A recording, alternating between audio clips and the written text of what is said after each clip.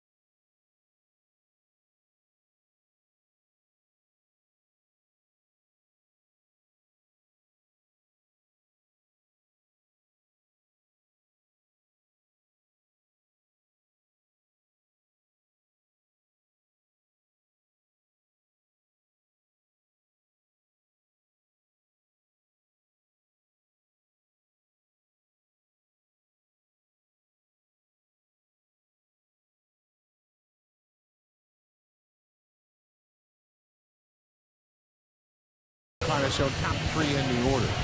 Adam Lind loves to see Jeff Neiman back on the mound. Neiman has been comfortable for Lind over his career. 448 average, 2 homers, 2 doubles, 3 home runs. And Lind is the guy that hit the hot shot back to the mound back in May that broke the leg of Jeff Neiman.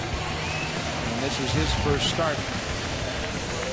Yeah, Jeff Neiman, Adam Lind loved Jeff Neiman, and Adam Lind was the last player Jeff Neiman faced when he got that liner, and he suffered a fractured right fibula. That was back on May the 14th right here in this building. So he was just activated this morning to make this start here. There are his numbers for 7 games this year. He also went down and threw some rehab assignment starts before coming up here. He had 4 of them down in the minor leagues to build up his arm strength, and it's good for 95 to 100 pitches, they said this afternoon. Well, Rajai Davis will step in, and Neiman, I'm sure he's got his heart rate up a bit, as it's been a while since he's been in a ball game.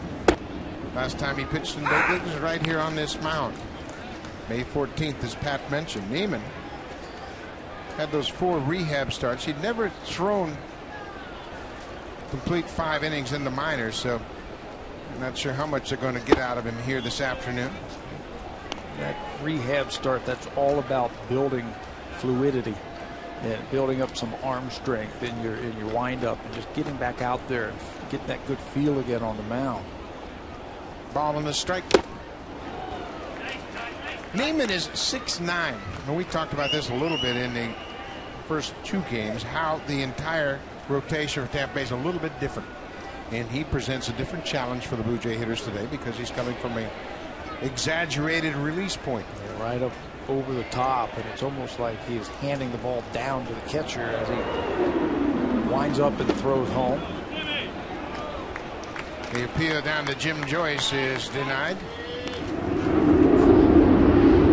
Now you can hear the roar of the Jets overhead, and it is the weekend of the CNE, the Canadian National Exhibition, and always one of the highlights of summer is the air show at the CNE, and it's ongoing as we speak.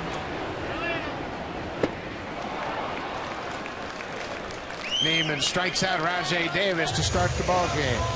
Take a look at the defense, and they have made lots of changes around the defense, and a lot of it has to do with Evan Longoria's absence from the regular lineup. In the outfield is Desmond Jennings, B.J. Upton, and Matt Joyce. Jeff Keppinger makes his 33rd start at third base. Zobers and Roberts up the middle. Pena back in the lineup. He missed the first 2 games, although he came into a game as a pinch hitter last night. And it's a team full of interchangeable parts. This is Jeff Keppinger getting a start at third base. 3rd game in this series, 3rd different position he is starting at in this series. Colby Rasmus drives it to left. Jennings back on the warning track and makes the catch right up against the wall. Jeff Neiman, you talk about his heart rate being up. It was up right there. Let's take a look at the scouting report for the big right-hander. Neiman uses a little bit of everything. He can use his fastball, and he can get it to move down and in like the one he struck out Rajai Davis with. He's got a good curveball, and I think that's his best pitch when he is staying on top and really driving that ball towards home plate. He can cut it just a little bit, a sinker, a slider, just a little bit of everything from a big power pitcher. Edwin Encarnacion. Good sinking fastball down and in. Edwin hit his 35th home run in the 4th inning. That was the difference in the ball game. All 3 runs, it was a 2-1 game. All 3 runs came on home runs.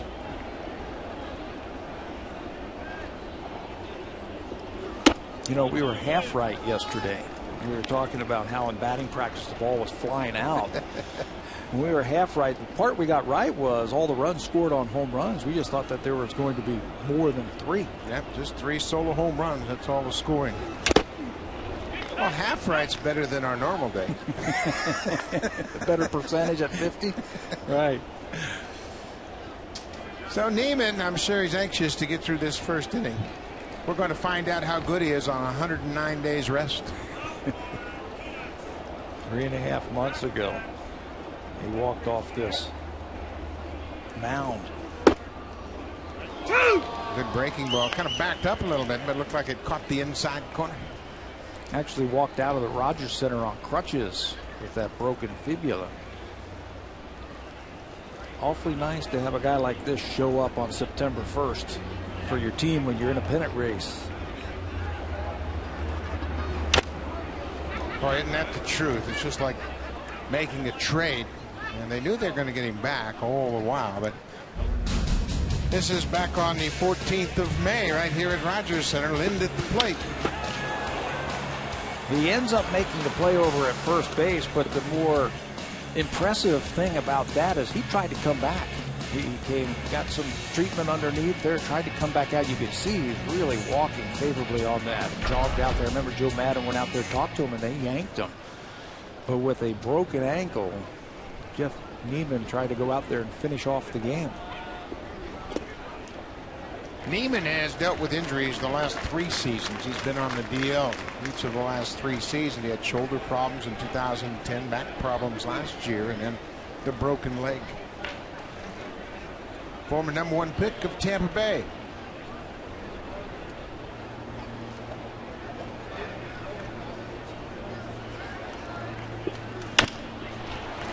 Bouncing ball. Zobrist takes it and throws out Encarnacion. Good inning for Jeff Neiman in his return to the big league. It's scoreless after 1.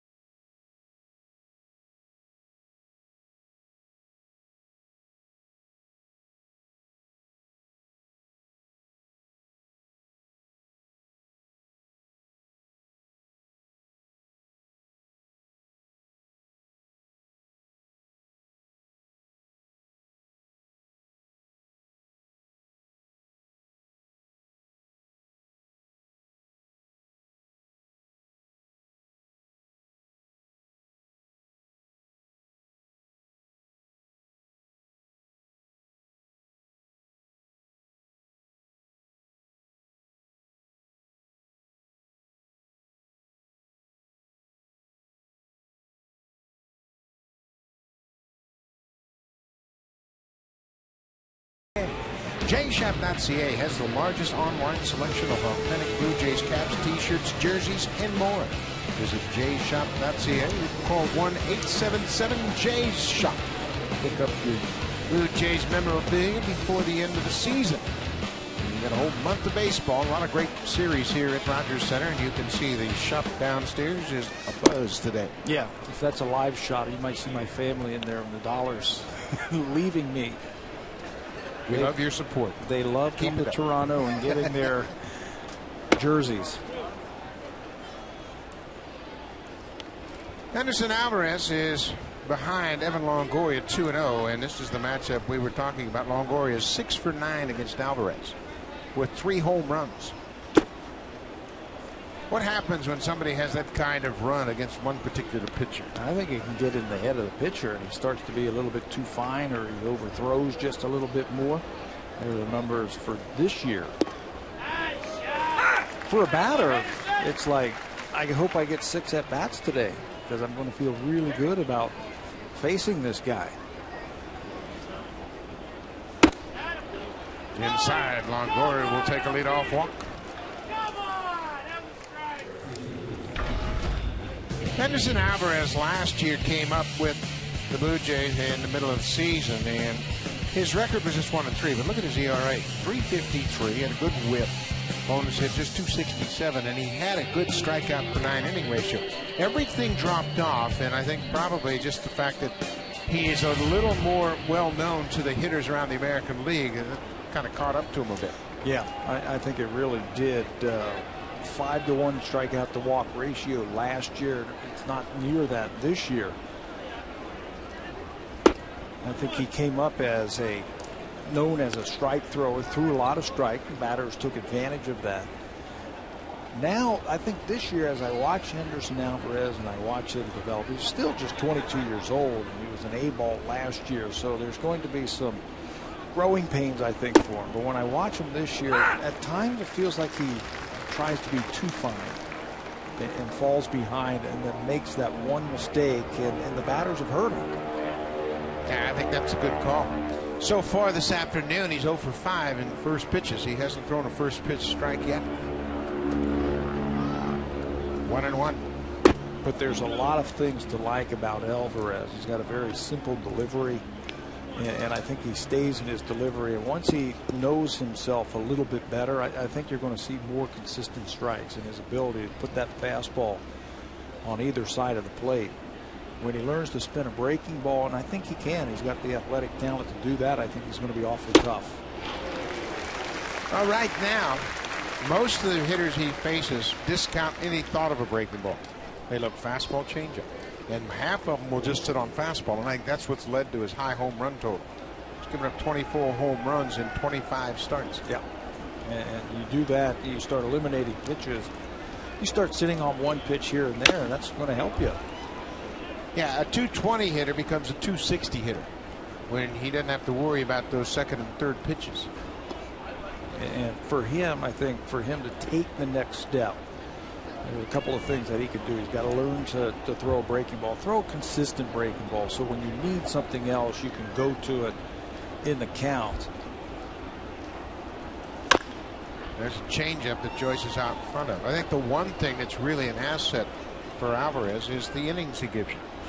Has 150 in the third innings coming into this ball game, and you're closing in on 200. Every manager covets a 200 inning starter. Right. Every manager wants those guys because that will give you 6 2/3, 7 innings every time he goes to the line. Back 3 call. Joyce didn't like the call, but he'll take the seat. First out of the top of the second. And that's the other thing I think he is going to start to learn is use his fastball a little bit more inside, especially to left-handers. You can see he's got a lot of movement on his pitches, and he gets on top of it and he can drive that ball down, but he'll freeze a lot of left-handed hitters if he's able to throw that pitch right there, the one we just saw. Good velocity in a good spot. This is a guy that's been hot. Jeff Keppinger, he can hit. He's one of the few that has had a consistent year with the bat, hitting .332. Had a 3-hit game last night. Bounces this one up the middle. Echeverria to Johnson. What a quick turn. Oh, man. What a way to start the day. Echeverria shoveled that ball from behind second. Kelly Johnson caught it behind his back and still got enough on the throw to finish off the double play. Echeverria, look at Johnson where he catches the ball over the shoulder in time. End of the inning.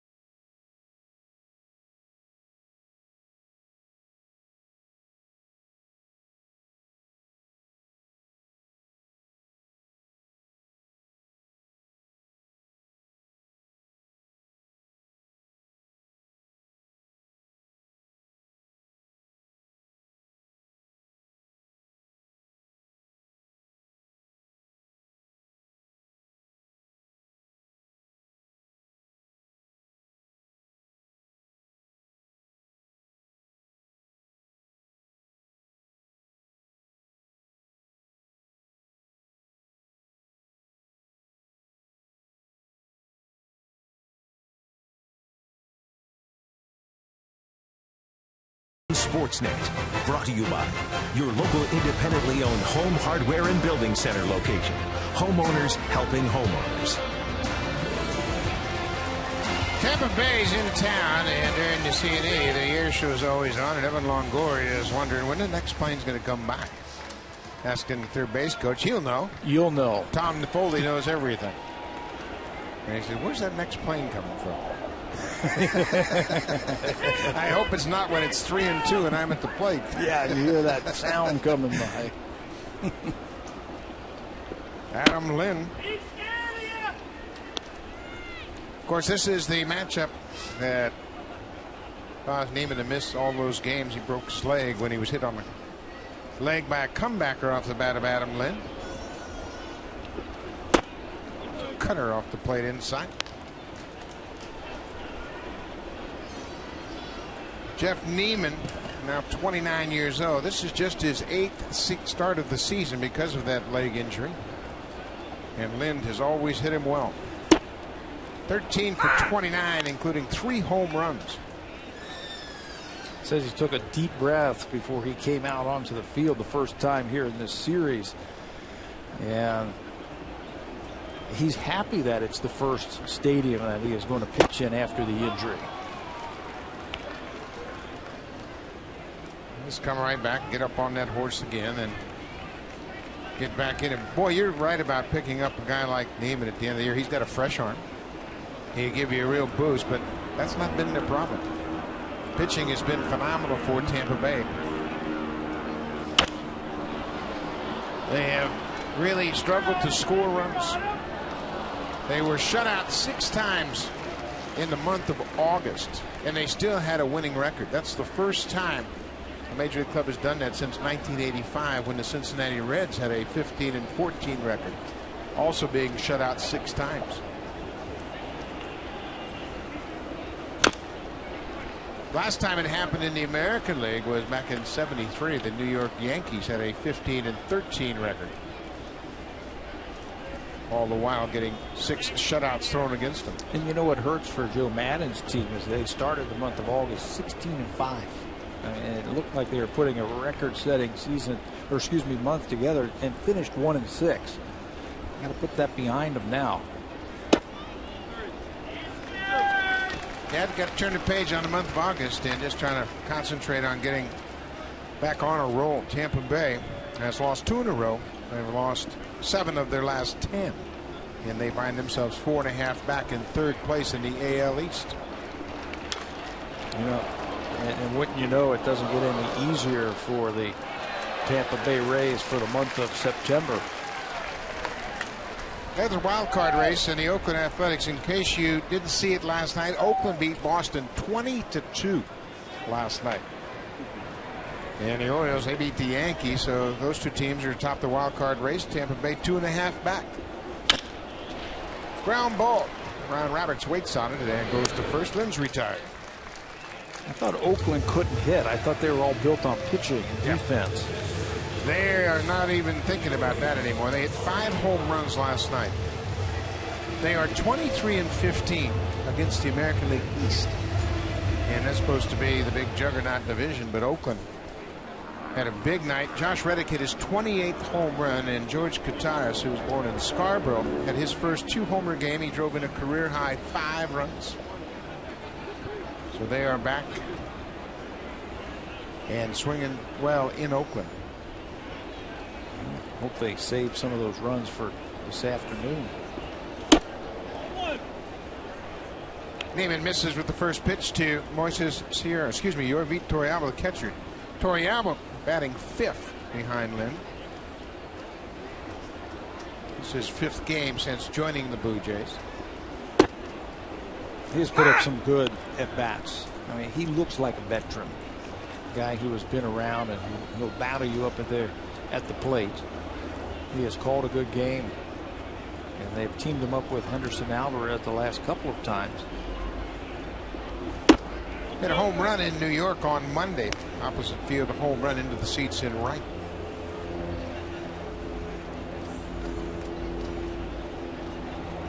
Part of a 3-hit game. You can see his last 5 games played. 6 for 15.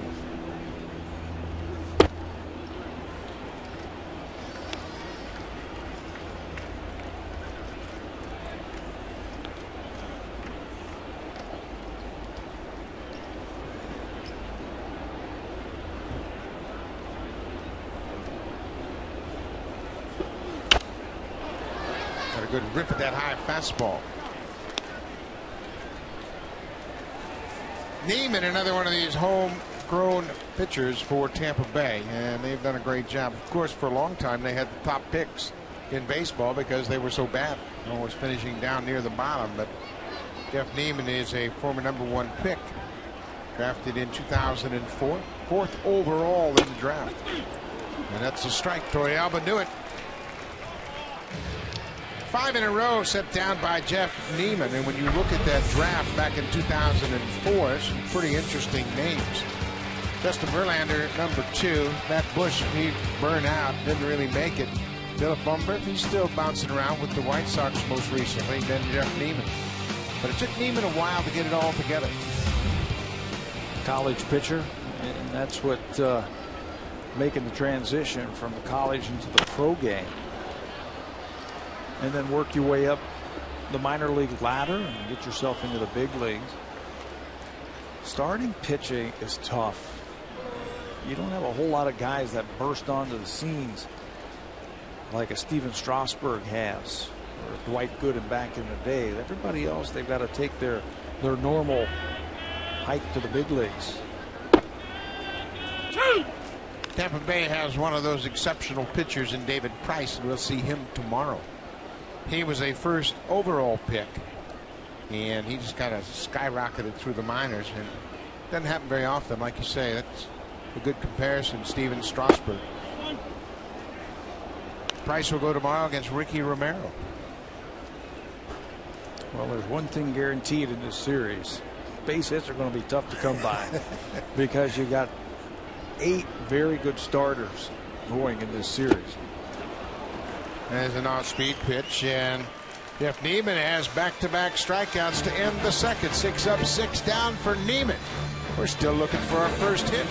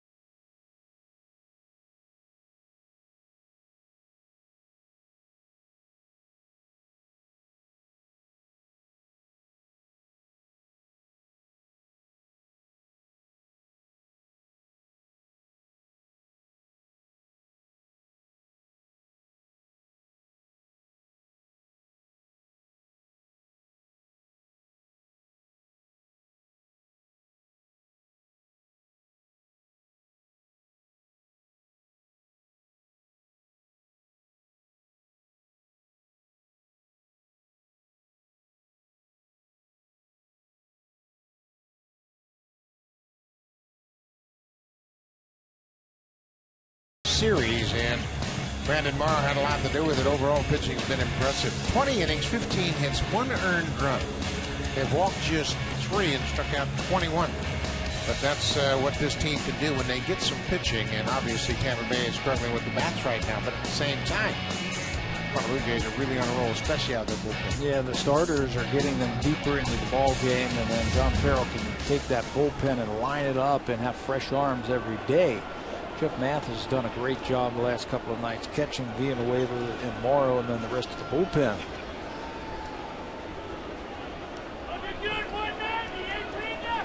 Carlos Pena getting a start here this afternoon. He came into the ball game and had the pinch hit base hit to right field. And that's the great play that Moises Sierra made. He threw to Jeff Mathis, who threw up a roadblock at the plate, and then gunned down Elliott Johnson to end the ball game. Been struggling. That base hit snapped an 0 for 17 from Pena. They've been pounding him inside and up, and he's been swinging through a lot of pitches. Pena is a pull hitter, so the Blue Jays use that shift on him.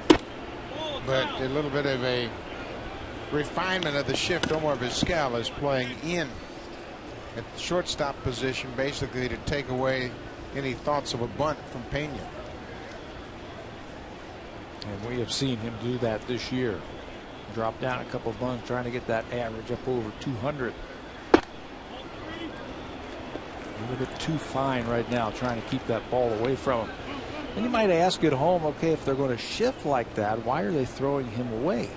Because usually you pitch right into the shift. You'd think that you throw the ball inside, but Pena is such a dramatic pull hitter. He can even take that outside pitch and yank it to the right side. Yeah, and that's what he's doing. He's trying to pull everything. That's where his power is, and that's what he's capable of doing. He has 16 home runs despite the 190 batting average.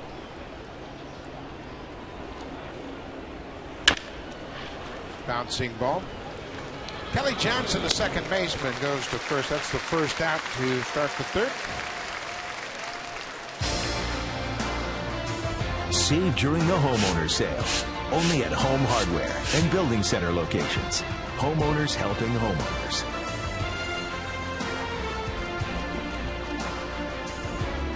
Labor Day weekend at the CN Tower, standing high over the top of Rogers Center. Another reminder from Torrealba to keep that shoulder closed. Well, that's a good breaking ball right there. That's the one that gets you excited. Yeah, and he just hasn't been able to throw it with consistency. Every now and then you'll see flashes of a pretty good slider or a breaking ball to a right-handed batter, and I think he can do it. I think he can. There's one that backs up and gets on the inside part of the plate, and there's the inconsistency that we were talking about. I think he has the physical capabilities of throwing a good slider. I'm not talking about a Dave Steed type of slider, but a slider good enough to get batters out. There's a high and deep ball to left field. Rajay Davis looking up. Home run, Ryan Roberts. And that was another one of those inconsistent breaking balls. They were trying to go down and away. Torrealba had accentuated. Get this away, and this has been the thing that's plagued Alvarez all season long. First pitch was a beautiful slider. Second one backed up, missed his spot. Third one is knocked out of the ballpark after being 0-2. Watch where the ball is. He wants this ball down. You can see the glove down on the ground. Throw it down there, but the inconsistency up and out over the middle of the plate, and Alvarez knew it right away. Ryan Roberts, his third home run of the season. That's the 25th home run that Alvarez has allowed. And Roberts has been a real boost to this offense, and since Ben Zobrist has moved to shortstop, it's opened up some opportunities for Ryan Roberts. He's got some power. Had some power last year. Stats for the Arizona Diamondbacks. Had a good year for him.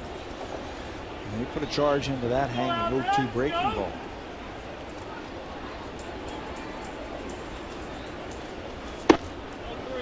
I think the one thing that I'm sure Torrealba was going to try to get across to Alvarez, it wasn't the breaking ball that gave up the home run, it was the location of the breaking ball. So you don't want to shy away from it. We saw him throw one good one, one mediocre one, and one bad one, 3 in a row. But I know what Torrealba was trying to do. It was fresh in his mind how he got to break, and he thought he could get him to break one down in the dirt. You know, and Alvarez, as he gets a little bit older and I think understands him and pitching a little bit more, maybe 0-2, he runs a fastball in on Ryan Roberts there. First of all, off the plate, see if he swings at it or takes it for a strike, and then goes back to that slider down and away. 3 in a row. Excuse me, Buck. 3 in a row for a hitter, you know. I mean, you're just asking for trouble. Yeah. Unless you are a Dave Steed kind of guy that had a great one, could throw it wherever he wanted it to. Yeah, at any time, and we got the great break. Full count, 1 out. Quite a battle going on here between Lobaton and the pitcher Alvarez. Back behind the plate today. Lobaton started in the opener of this game on Thursday. Finished up 1 for 3 in that ball game, but struck out twice.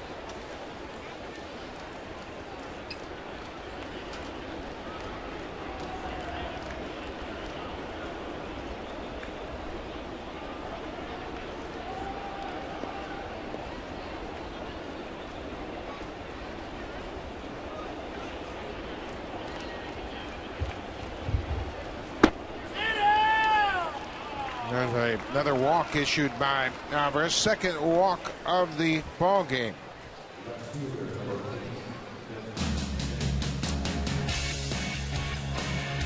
Hey fans, Hit a Home Run contest is back. Every time Toronto hits a home run, you can win big. Audio, home theater systems, and big TVs like an 80-inch Sharp Aquos. To enter, visit hitahomerunwithsharp.ca.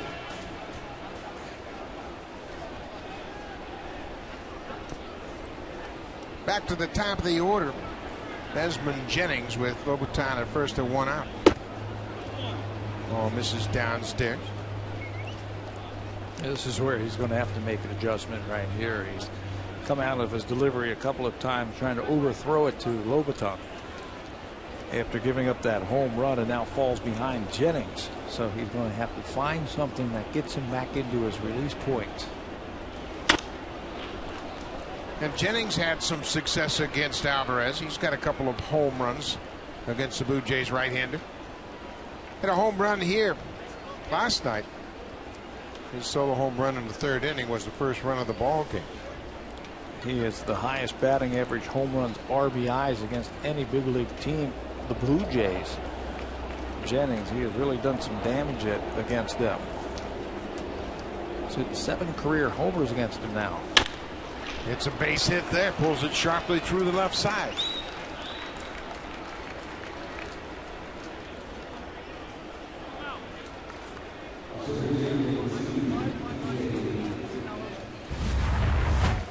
Sinker, down, and in. Base hit for Jennings. And I think this is a good move by Torrealba to go out and talk to his young starter. Yeah, and he has the experience and the reputation to go out there and talk to him. And obviously, speaking Spanish, the message is very clear. Hey, let's get ahead. He is still not thrown well. Just 3 of 10 first pitch strikes. And he has allowed the Tampa Bay Rays to hit with the count in their favor all afternoon.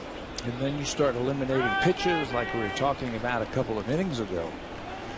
Make a couple of mistakes, and that's when the ball starts leaving the ballpark.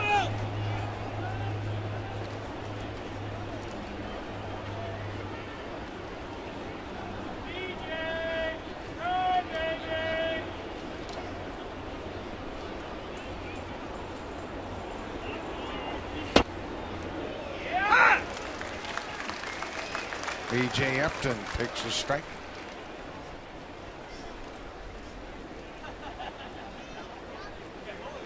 $16 home runs, 60 RBIs for the Rays center fielder, who's a free agent at the end of the season.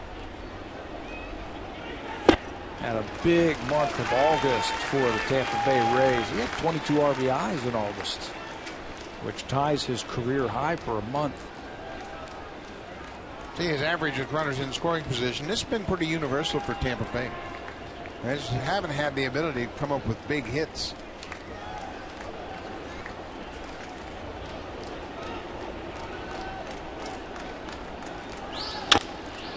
Bouncing ball. Echeverria quickly to Johnson. Back to first. Not in time.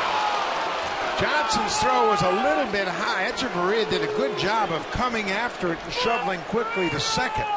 But the throw was a little high. Had Encarnacion had the ability to stretch out straight towards second, he might have been able to get up there. Yeah, he gets it. Watch how quickly Echeverria gets rid of this ball. Makes a good feed to Johnson.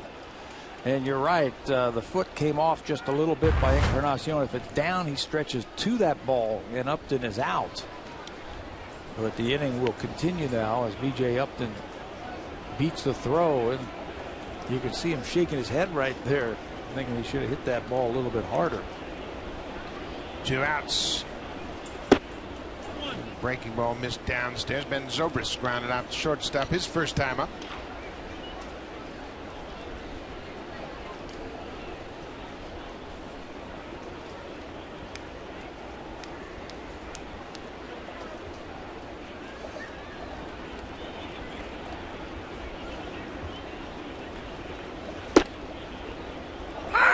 Ball on the strike. Upton has the ability to run. He's got 25 steals. Would you keep him anchored at first base and leave that hole open for him Zobrist against Alvarez with that sinking fastball. Chances are he's going to go left center to right center. I understand about him pulling that ball. There's a base hit. Lobatone comes in to score. Upton is being waved toward third, now being stopped as Ben Zobrist delivers an RBI double. His 34th double of the season. And Tampa Bay is up 2-0. And if you make a good pitch, you make a good sinker down and away, a left-handed hitter is going to hit it to the left side, but this is not a good pitch. It's up. It's a slider again. Up over the plate, and he yanks it down the right field line for extra bases. And that's going to bring Pete Walker to the mound to have a talk with a young starter. Yeah, Walker had Alvarez in the minor leagues. He was his pitching coach in the minor leagues. He's having a chat with him. Torrealba there to back up Walker's thoughts. You know, it's amazing what one pitch will do to a young starter. He got the first out, Pena, very quickly. He got 0-2 on Roberts, hung the slider, and it became a home run, and now it's become a big inning for Henderson. But that one bad pitch, I think, has set up this whole inning. Well, and that's what happens to young pitchers, because they're unable to forget that one pitch and focus on the next pitch. He's still thinking about that old pitch to Roberts that was hit out of the ballpark. And now he's got to deal with his own personal nemesis in Evan Longoria with runners at second and third. And I think that talks about understanding yourself as a pitcher. It's just like a hitter, being able to shut out everything around you and get back into your fundamentals, your mechanics at the plate or your mechanics on the mound. Yeah, so many young pitchers have a tendency to think about the results and the hits and the runs and everything else, where more experienced pitchers think about the pitch and the execution, just getting out of the inning. Okay, you got that one, but you're not getting this one, and then they can move forward. And they can get right back into that comfort zone that helps them to execute pitches. And right now he's just trying to get a heavy sinker up there and see if Longoria will fish at it. He breezed through the first 2 innings, faced the minimum, had a double play to end the second, and then a 1-out home run, a walk, and Tampa Bay has turned it into a 2-0 lead, and now the bases will be loaded. So Longoria walks for a second time this afternoon.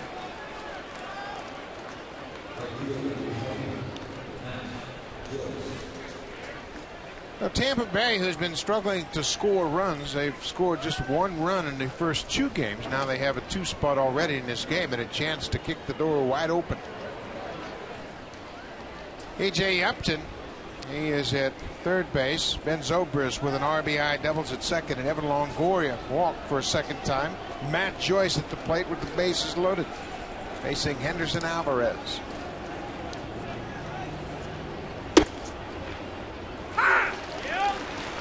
And we talked about them struggling to come up with big base hits. They haven't had a problem this year hitting with the bases loaded at all as a team. Matt Joyce is 4 for 7 with the bases loaded, and he's driven in 12. 2 grand slam home runs. There's a base hit into center. That'll score 2. Upton is in. Zobrist right behind him. Longoria just jogging over to third. A couple of big doubles here for the Rays, and it is a 4-run lead. As a team this season, the Tampa Bay Rays are hitting .366 with the bases loaded, and Matt Joyce shows you why right there.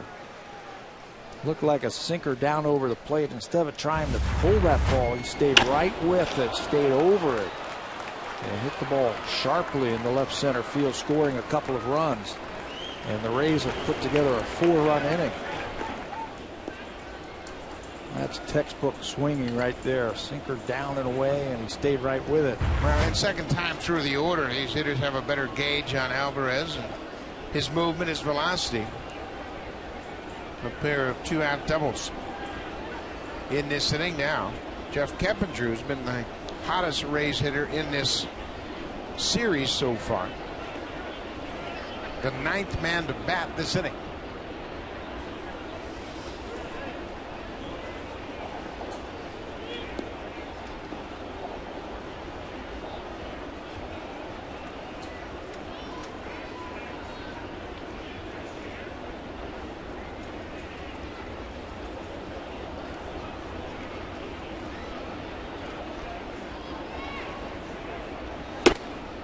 Off the plate outside. Remember, Alvarez left his last start after getting hit on the leg on a comebacker off the bat of Russell Martin.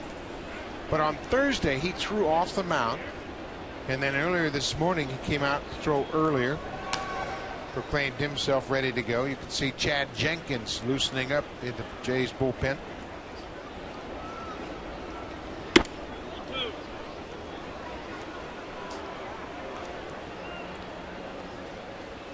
He got hit hard, left leg, and got a big bruise on that lower leg. Pena's on deck. By the time the medical staff went out there, he had a bruise the size of a baseball on his leg. But he says he's fine, and there's nothing physically wrong that you can see in his delivery. He's not favoring his leg at all. Right now, he's just not executing his pitches. His mound opponent, Jeff Neiman, is just chilling and relaxing on the bench. Been given an early lead.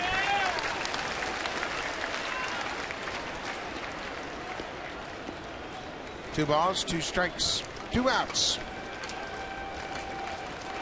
A 4-run inning for Tampa Bay.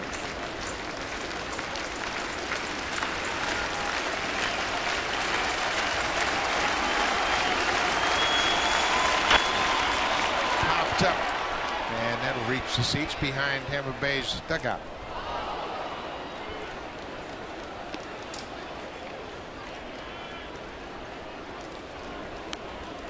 Blue Jays haven't won 4 in a row since the middle of May. They have a 3-game winning streak put together. They won the last game in New York and the first 2 here against Tampa Bay.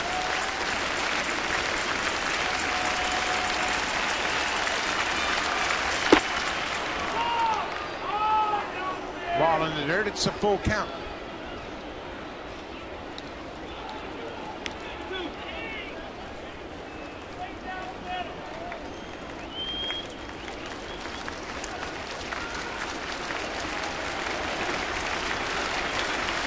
Full count, 2 outs. On the ground. Echeverria in time. The inning is over. But Tampa Bay puts up the 4 spot. They break through against Henderson Alvarez. Blue Jays have some work to do.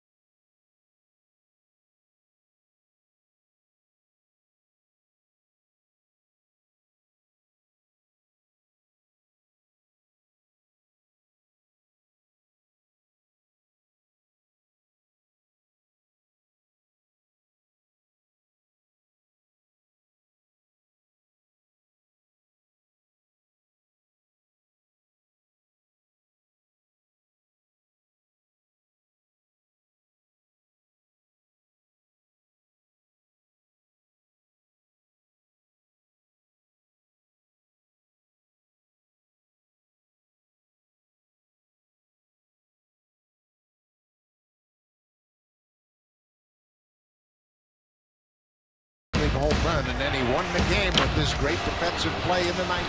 Has to leave his feet to get that high throw, but he took his time, got his feet underneath him, and threw a strike to Jeff Mathis.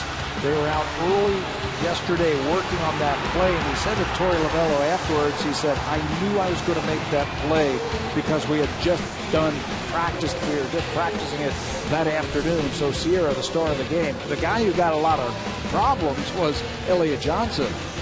Elliott Johnson, this morning in the locker room. David Price took a picture of it, put it online, and Elliott Johnson was pretty sore, but it looks a lot worse than it really is. He didn't have a concussion. He is okay. He said it took him a while to get his contact in his eye this morning, but tell you what, that really proves a lot to his teammates. He did everything he could to dislodge that ball from Jeff Mathis, but Mathis had a better position on it. Face plant right in the dirt. He gave up his body to try and score that tying run, but the Blue Jays were just a little bit better last night. So it'll be 7-8-9 for the Blue Jays here in the third. They trail 4-0.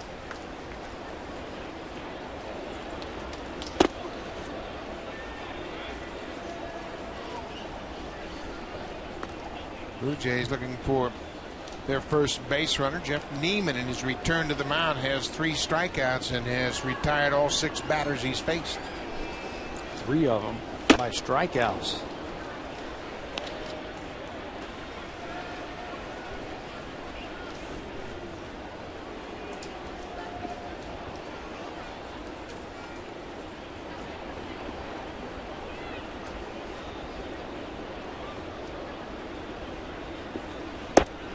A breaking ball strike.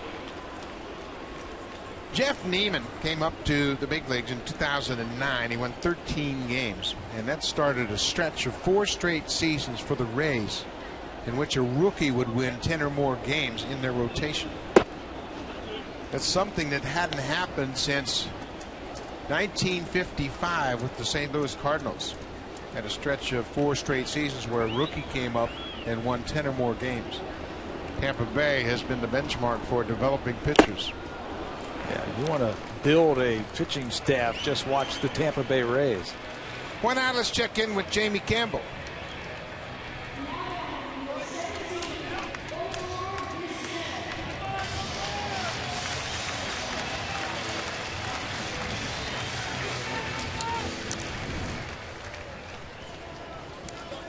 Left-hander Wei Yin Chen is pitching for Baltimore. He's gone 2 1/3 with a couple of strikeouts, and that Yankee team looks a little bit anemic with the bats right now. No A-Rod, but he's on a rehab assignment. No Teixeira.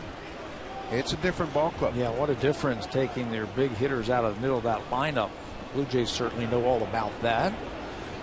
They had some trouble manufacturing some runs. Base hit for Omar Vizquel.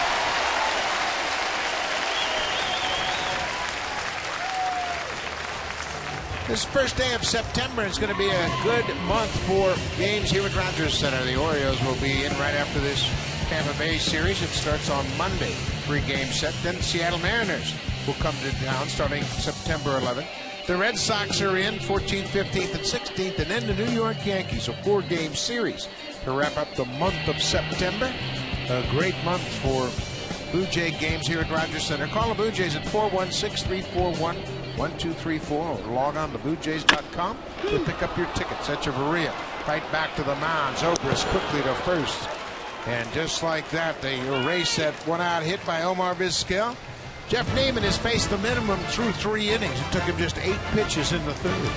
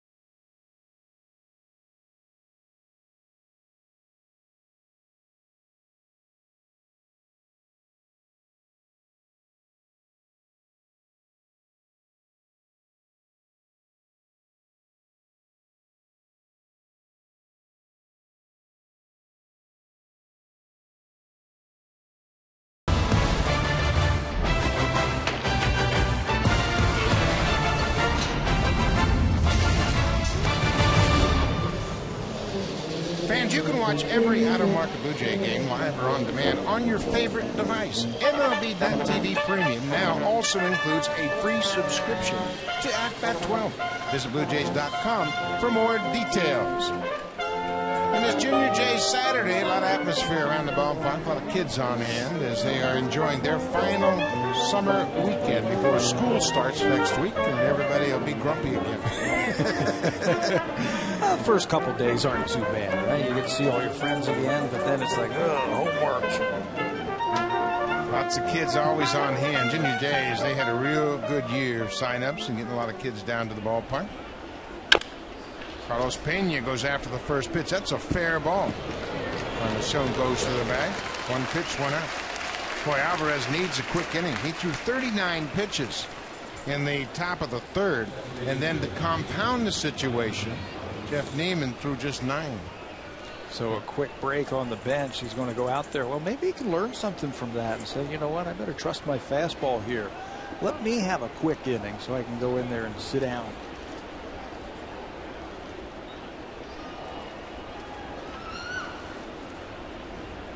Brian Roberts got everything going last time up with a home run. Came on an 0-2 pitch. A hanging breaking ball.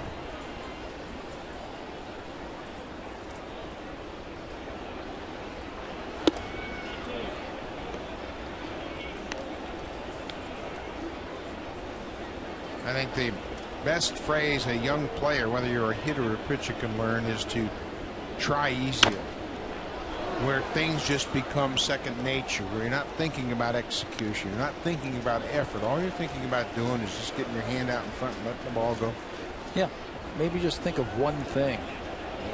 You can see after that home run by Henderson Alvarez last year, the last inning that he gave up, started throwing the ball just a little bit harder, and he lost his contact point. 2 ground ball outs here in the fourth. There's a young guy that says, we need some runs, Mom. We need some runs. Come on. Let's go.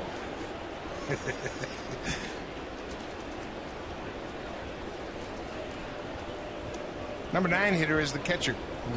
He walked and scored as part of that 4-run third inning.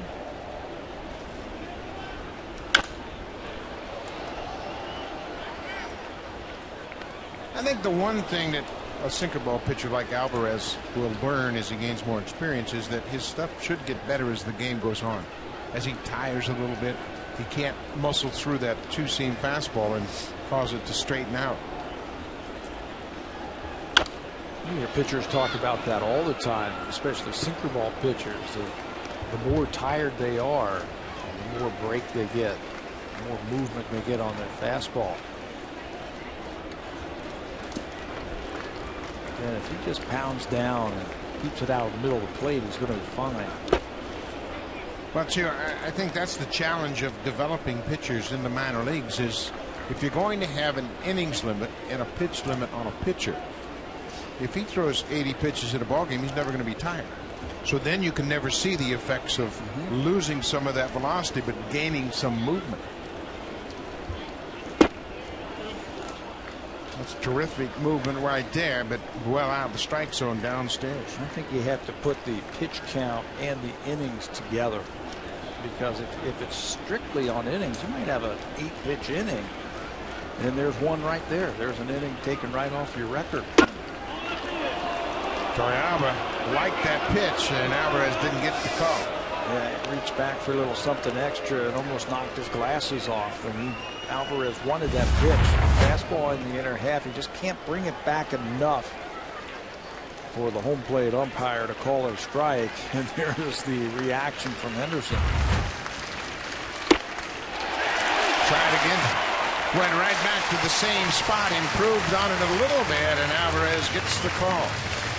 Well, it'll be the Blue Jays top of the order in the bottom of the fourth. Rajay Davis, then Colby Erasmus and Edwin Encarnacion.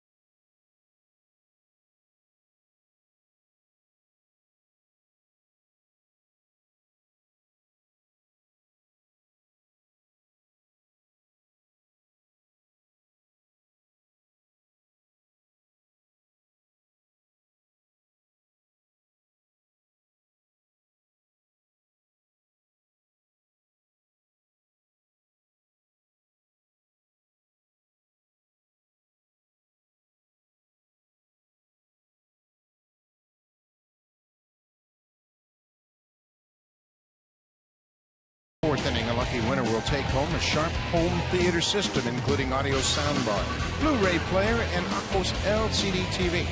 To enter, visit HitAHomeRunWithSharp.ca. Sharp, big is too small a word for it.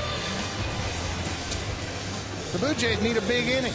They're down 4-0, and Jeff Neiman has faced the minimum through 3 innings. He gave up a one-out single to Omar Vizquel and then erased Vizquel with a double play off the bat of Adeiny Echeverria. Second time through now for the Blue Jays. They've had a look at the big right-hander. This fastball's got some good movement to it. First time through the lineup. He's had 4 strikeouts, 3 of them swinging, and all on that good fastball.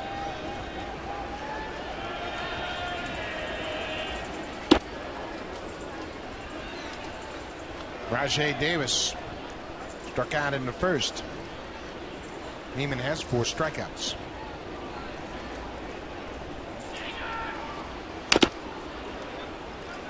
A lot of late movement on that pitch down, and that's what Rajai struck out on the first time.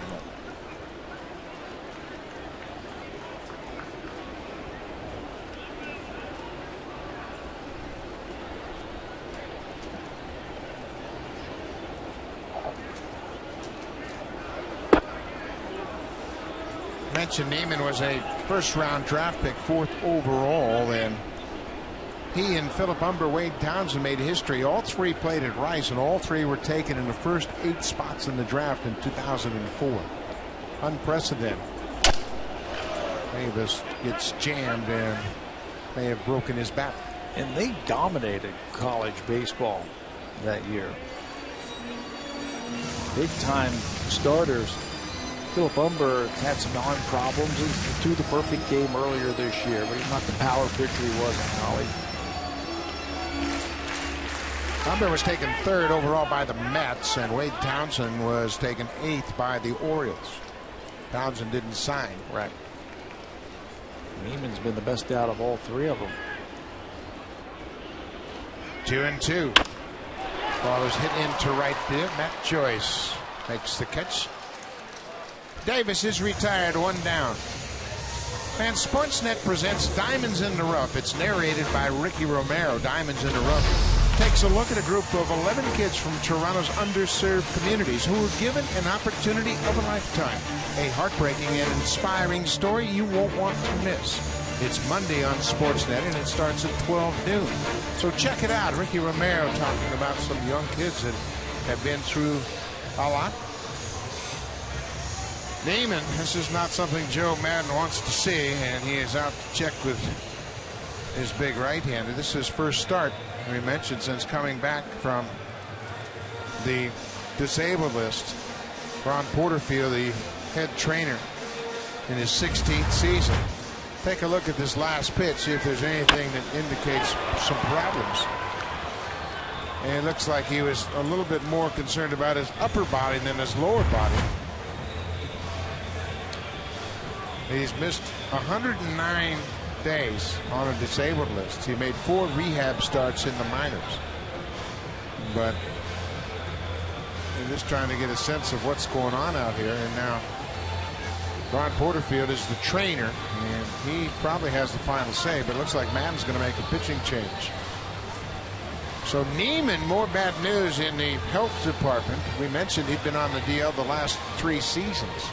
Shoulder problem in 10, back problem in 11, and broken leg this year. Rosters expanded today. They brought up Cesar Ramos for this reason right here. If there was a problem with Jeff Neiman, if he couldn't make the starter, if he was going to get knocked out early, they brought Ramos up from the minor leagues. Don't know who is getting up in the bullpen, but it looks like a lefty is starting to come out. Yeah, it looks like J.P. Howe, who has pitched in this series already, so he'll get plenty of time to warm up, and while he does, we'll take a break.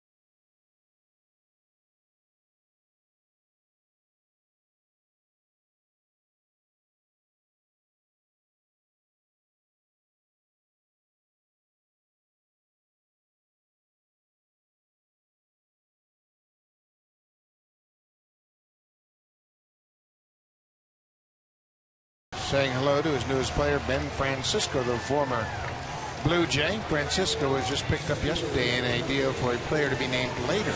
And it appears as though he just arrived at the ballpark. So new pitcher for Tampa Bay will be the left-hander J.P. Howell, making his 48th appearance of the season. Howell pitched 2/3 of an inning on Thursday. Started the 8th inning, gave up a single, and then gave way to Bert Badenhop.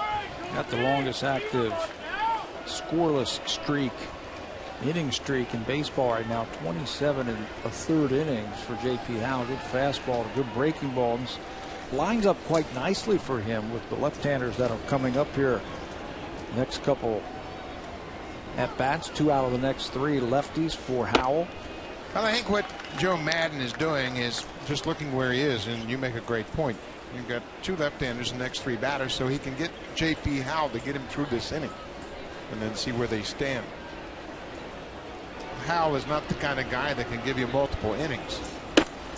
And if he gets Rasmussen and then Encarnacion, they might stretch him out for another inning, and then he'd face 2 out of the 3 lefties in that inning also. Joe Madden is the best at piecing it together when his starter goes down, matching up with his relievers against the opposition. It's a high breaking ball, just top of the zone. 2-1. So Madden has one extra weapon down in his bullpen in Cesar Ramos, as Pat mentioned. But their bullpen has been as effective, if not even more effective, than their starters. 3-1. Wade Davis is loosening up a little bit, and this might be the formula. They get J.P. Howell through this inning, and then Davis might stretch it out, and he is a former starter that can give you multiple innings, and Rasmus will walk. Jeff Neiman making his first start since May. Goes 2 1/3, gives up 1 hit. Goes 3 1/3, excuse me, gives up 1 hit. Didn't walk, batter, struck out 4. He looked great, but then some sort of injury, and it appeared to be upper body injury. Yeah, maybe a back or something like that. That's unfortunate because he was pitching really well, hitting the spot, choosing his fastball. And now Joe Madden and Brain Trusts keep looking at that card and looking for those matchups.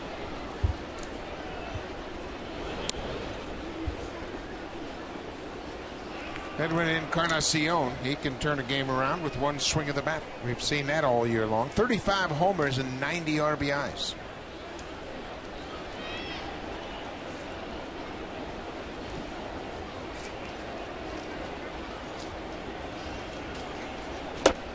Off speed pitch. He's way out in front. J.P. Howell has a lot of movement. Got an exaggerated leg kick. Doesn't throw hard, but he's got a sinking fastball, good slow curveball, pretty good changeup. High leg kick, a lot of arms and elbows coming at you. Throw a breaking ball when he is behind the count if he needs to.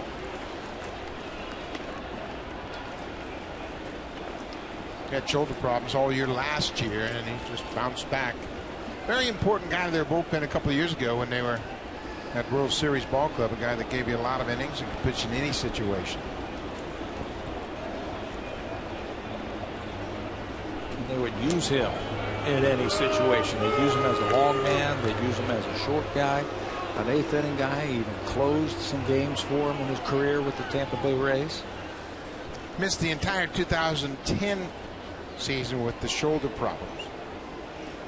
Last year he appeared in 46 games, a total of just 30 innings.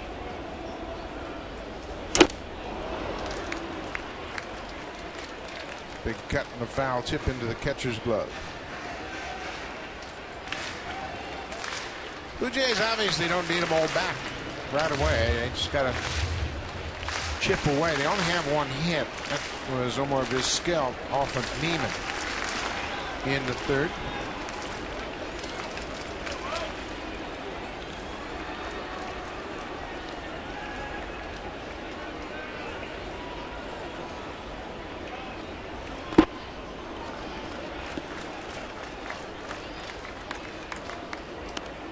2-2. But Tampa Bay has really gone through a tough stretch. Haven't been able to put many games together, and as you mentioned, Pat, they got off to a great start in August, and then second half of the month was miserable. They've lost 6 of their last 7 games. Full count. Yeah, and what's frustrating about that is they pitched so well they could have won every one of them. And that's just something that a manager has to deal with. Prior to losing those 6 of the last 7, they'd won 14 of 17. Put a great streak together. There goes Erasmus. High, deep drive, and you can kiss it goodbye. Edwin Encarnacion, another monster home run.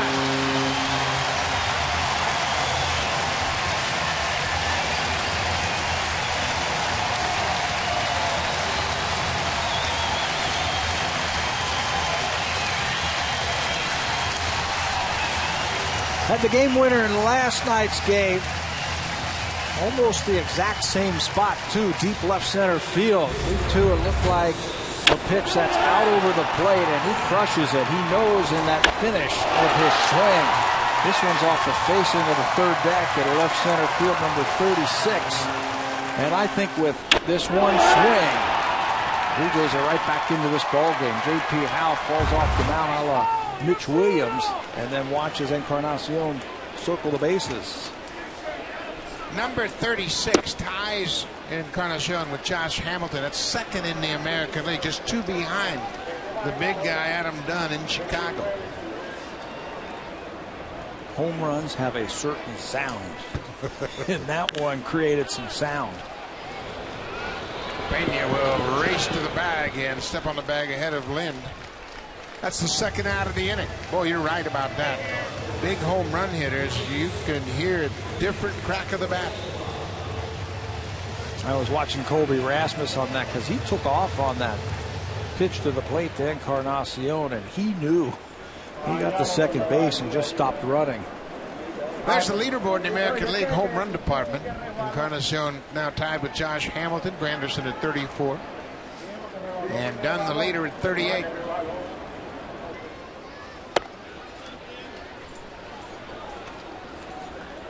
Torrealba struck out looking his first time back in the second.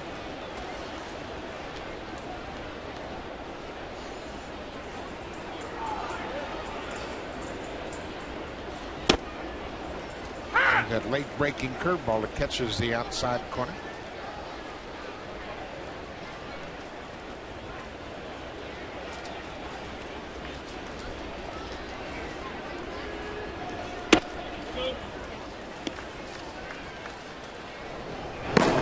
Wade Davis now loosening up with some intent. They got through the part of the lineup that Joe Madden was thinking about by using J.P. Howe now. And then there's multiple innings for Wade Davis. Encarnacion has messed up a lot of strategy this year.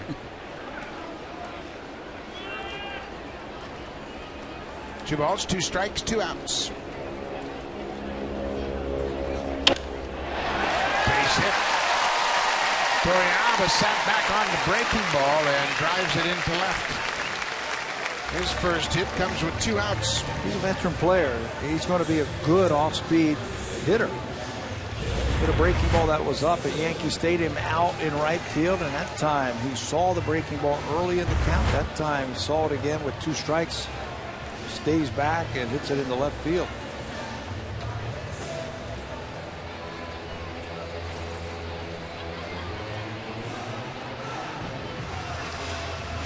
This copyrighted telecast is presented by authority of Rogers Blue Jays Baseball Partnership and may not be reproduced or retransmitted in any form.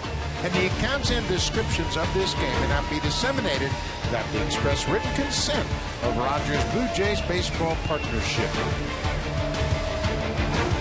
So Jim Hickey, the pitching coach, out to the mound to have a brief meeting with J.P. Howe. Torrealba at first base with a 2-out single. Blue Jays have scored 2 here in the bottom of the 4th. A 2-run home run by Edwin Encarnacion.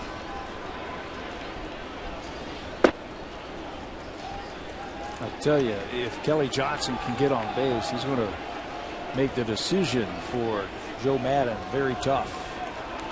Does he let Howe then try and finish off the inning and let Wade Davis start a clean inning?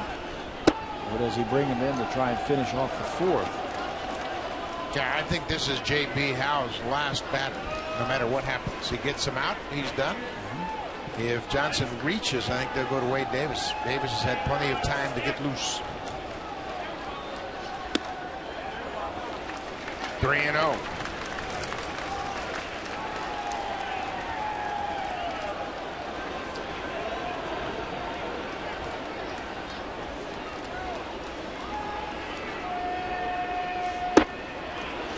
A 4-pitch walk. And that's going to do it. Joe Madden's coming out of the dugout. He's going to make a change. And Madden has shown during this stretch he's not going to wait around for a pitcher to find things out. Hal comes in, gives up a 2-run home run, walks Kelly Johnson. And now Wade Davis, the right-hander, will enter the game to pitch to Moises Sierra. 4-2 Tampa Bay.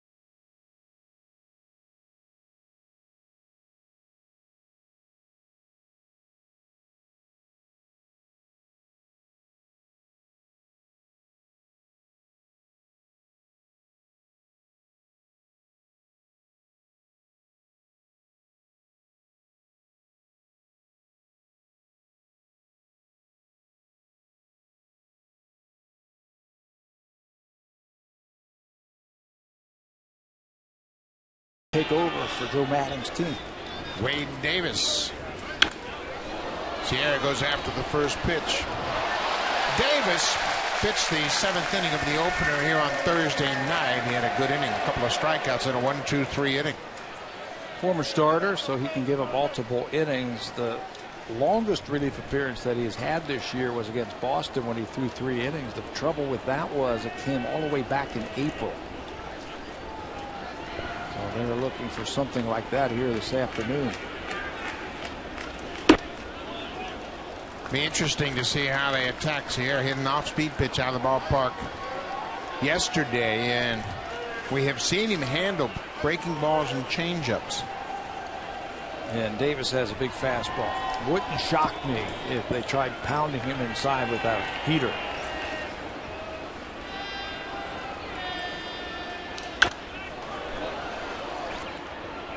Fouls off that pitch, down and away.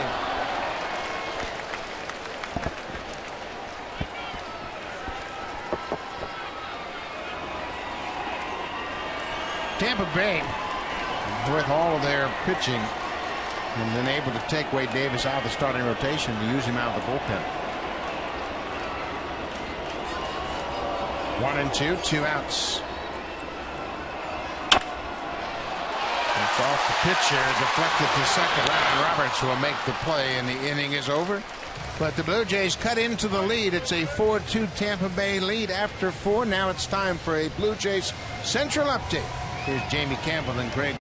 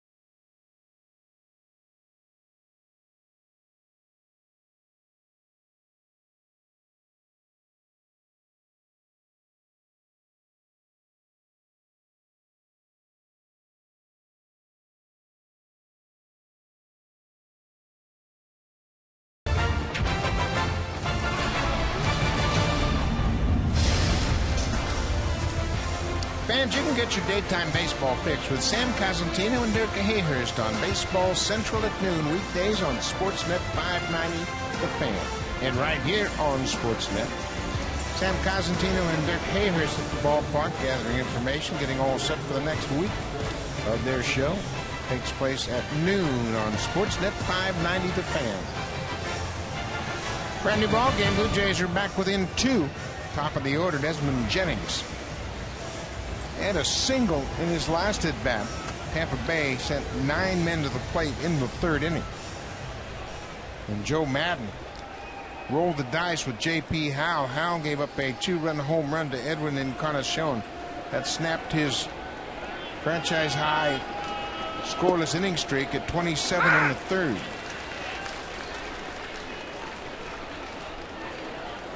Second longest by a big league reliever this year. So what's the job of Henderson Alvarez? How about a short inning right here? Quick.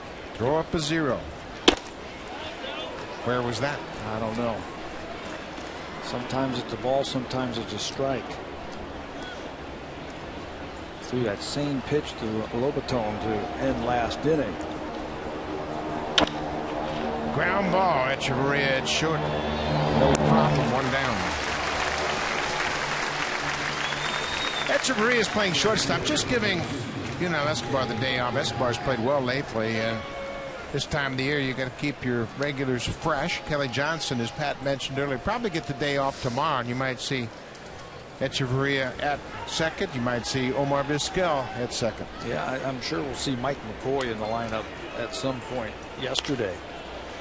But you take into different factors into making out the lineup. Escobar, like you said, has been great. He's been hustling, he's been hitting, everything like that. But his career numbers against Jeff Neiman were not very good.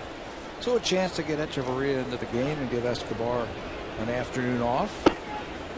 Big wild swing by B.J. Upton.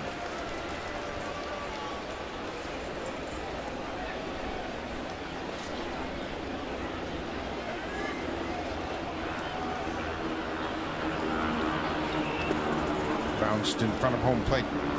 You played on pennant contending ball clubs. You think Tampa Bay is watching the scoreboard now? I do, certainly. I mean, it's September, and that's what you do in September. You start watching that scoreboard to see what the other teams around you are doing. I can see that the New York Yankees are losing right now to the Orioles.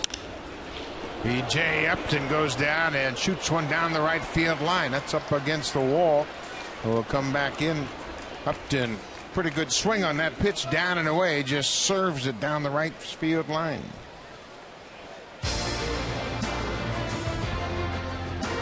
Save during the homeowner sale. Only at Home Hardware and Building Center locations. Homeowners helping homeowners. Pretty good pitch by Henderson Alvarez, and it took an exceptional swing by Upton to get it. He goes down and gets that one. A little half swing down the right field line. He'll be rewarded with a couple of extra bases. That is a pitch in the past that has haunted B.J. Upton, but not right there. That's a good piece of hitting. Right, if he can cut down his swing like that, that's what everybody is always anxious to see from Upton. Use that when he's in the hole, when he's behind in the count. 23rd double for Upton. He's getting a big lead at second. That's a good idea right there by Alvarez. I think Echeverria's got to get a little bit closer to Upton. Fantastic speed from B.J. Upton. 25 stolen bases. He's only been thrown out 6 times.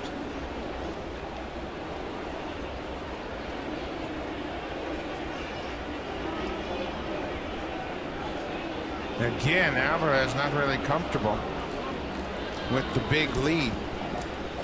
Well, every time Henderson Alvarez looks at B.J. Upton and then turns towards home, Upton takes another step. And that's why Echeverria's got to back in there. Now, the problem you have with Upton distracting Alvarez is the hitter at the plate. Ben Zobrist already has an RBI double today. And he's a dangerous hitter. He'll take that ball away just like Matt Joyce did. Hit it into left field. Got it. Oh! I thought the same thing as you. There was enough time there, but somehow Upton beat the tag. Well, they ran it perfectly. It's a timing play between the pitcher and the shortstop. When he turns to home, the shortstop backs in behind him. And you can see the tag just misses it. If that throw is on the third base side of the bag, he's got him. Perfect timing by Echeverria and Alvarez. Now you got to get back to focus on the hitter. Not only is Zobrist a dangerous hitter, but the guy on deck wears you out. And Evan Longoria has walked twice today.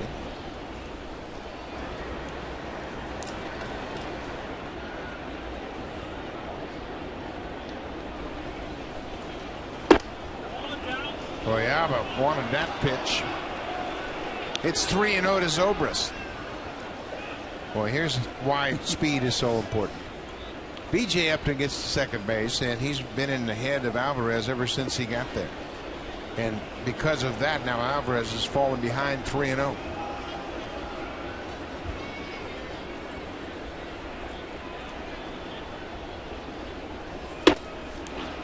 Taking all the way.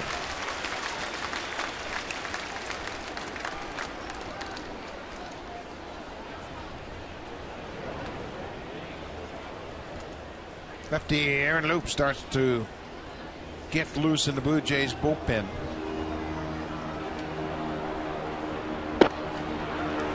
Zobrist takes a walk. It's first and second, one out. Evan Longoria will stride to the plate. As we mentioned, Longoria has walked twice this afternoon, and his head-to-head numbers against Henderson Alvarez are impressive. Longoria has gotten 6 for 9 against Alvarez with 3 home runs. Yeah, that's the number that's impressive, the home runs. Alvarez has given up his share this year. Longoria, when he gets his pitch, he hasn't missed it against him. Make a pitch and get the ball on the ground, you got a chance to get out of this inning.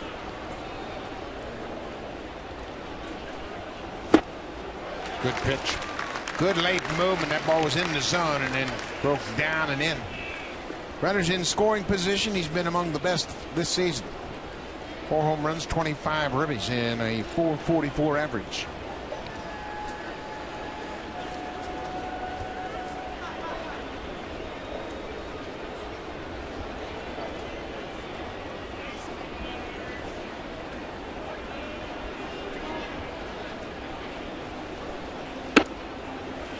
0-2. At the start of this at bat, Edwin Encarnacion came over to encourage Alvarez. Hey, you can get this guy. Let's go. And whatever he said, he'll have to remember that because Alvarez is ahead of Longoria 0-2. First two pitches had a little something extra on it with some good movement. Ground ball to third. Vizquel quickly to Johnson. Back to first. Double play. We're going to have to send Double E to the mound more often. Whatever he said to Alvarez worked as he gets out of a tough situation and keeps it a 2-run game. The veteran Vizquel. Kelly Johnson at second. Back to first. Inning over.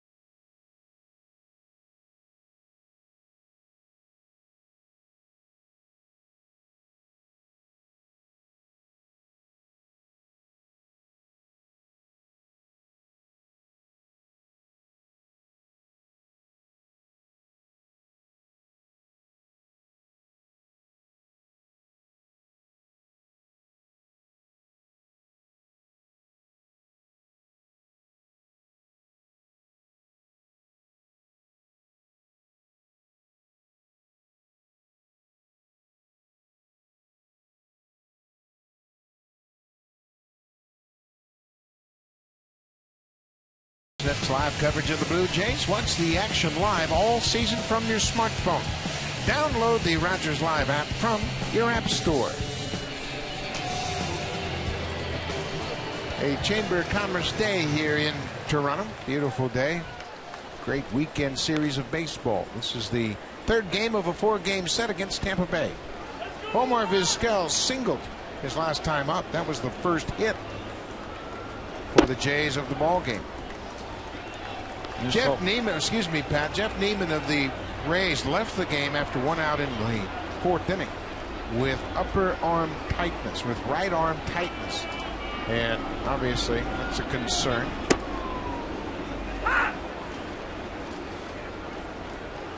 Edwin Encarnacion came to the mound before the Longoria at bat, and then after the inning he said, see, that's all I want, just a ground ball.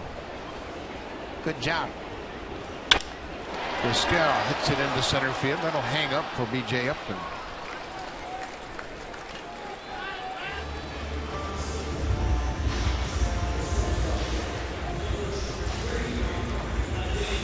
It looks like that's it for Alvarez, as he got a handshake from John Farrell. 39 pitches in the 3rd inning. And that really took a toll on Alvarez.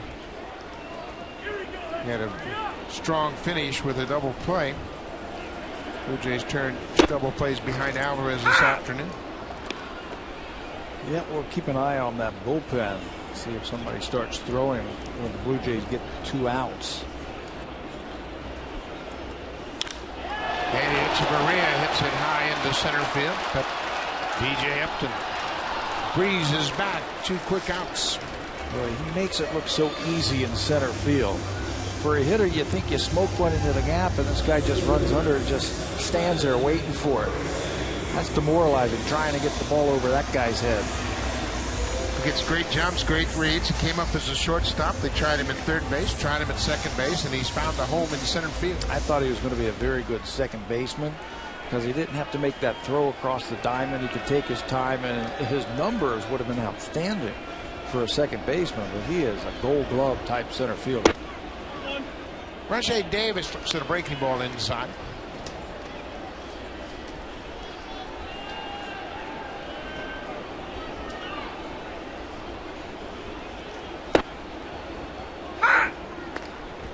ball on the strike. Bottom of the fifth inning. Wade Davis came on in relief of J.P. Howell and got the final out of the fourth inning.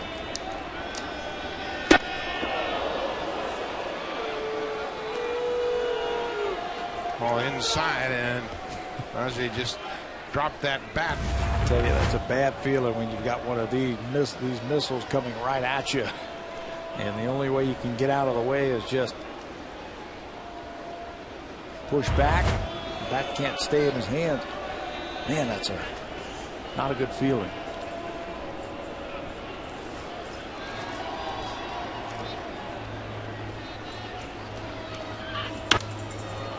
Rajay goes after a high fastball. 2 balls, 2 strikes, 2 down. We're in the bottom of the fifth inning. Tampa Bay scored 4 in the top of the third. Blue Jays on Edwin Encarnacion's 36th home run, answered with 2 in the bottom of the fourth.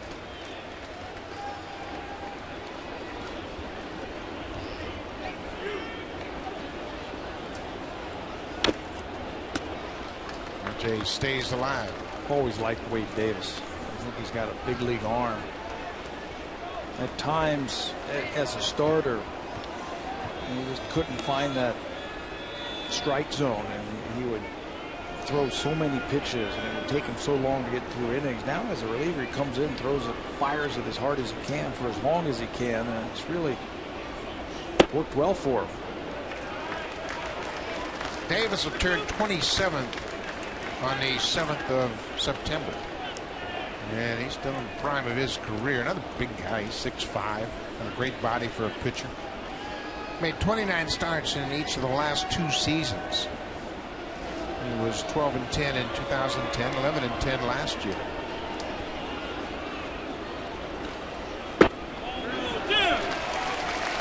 Davis will take a walk. Jim Joyce down at first and no swing, and that's a big out. 2-out walk for Rajay Davis. Getting on base. You'll have a battle now. Joe Madden thought that Rajay Davis swung at that pitch. He was letting the umpires know it, and now you'll see the cat and mouse between Davis at first base and Davis on the mound. Rajay with 39 steals, and this is going to be a match of wits here. Again, the threat of a steal might impact Rasmus at the plate. Everybody in the ballpark knows that he's going to try and steal.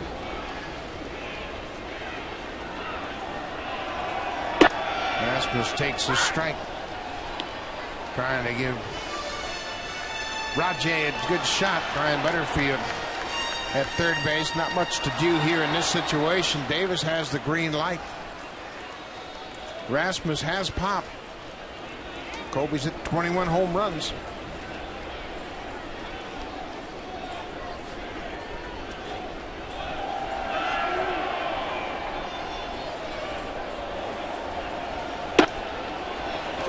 Rajay broke, but didn't like his jump and shut it down. Mike Trout of the Angels, 42 steals. That leads the American League. Then Davis, Ben Revere, Coco Crispo. He's been a big shot in the arm for Oakland offensively. And Alcides Escobar, the shortstop for Kansas City, has 21 steals. Top 5 in the American League.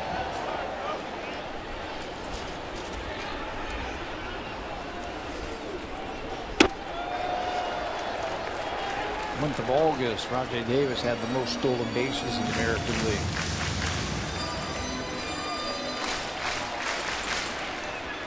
This might be the time to go right here. They might guess that they're going to go for the punch out and breaking ball. Certainly looks like it. This might be the pitch to go on. 1-2. There he goes. Got a good jump. It's a breaking ball in the dirt, and he coasts into second with his 40th steal of the season. And he doesn't have to slide, which is nice. This time of the year, boy, when you are a base stealer, all those throws back and forth to first base, the stolen bases, that body takes a beating. Sliding as much as Rajay Davis has this year, at time he could just coast with his 40th. There's 2 behind Mike Trout now. More importantly, he's in scoring position for Rajay Davis. Excuse me, for Colby Rasmus. Davis at second, 2 outs. Edwin Encarnacion on deck.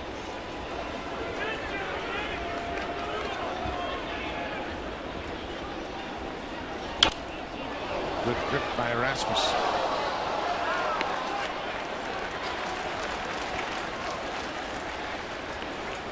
Encarnacion, a 2-run shot his last time up.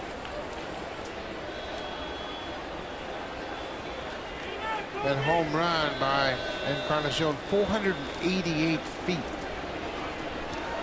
Second longest home run in the big leagues this season.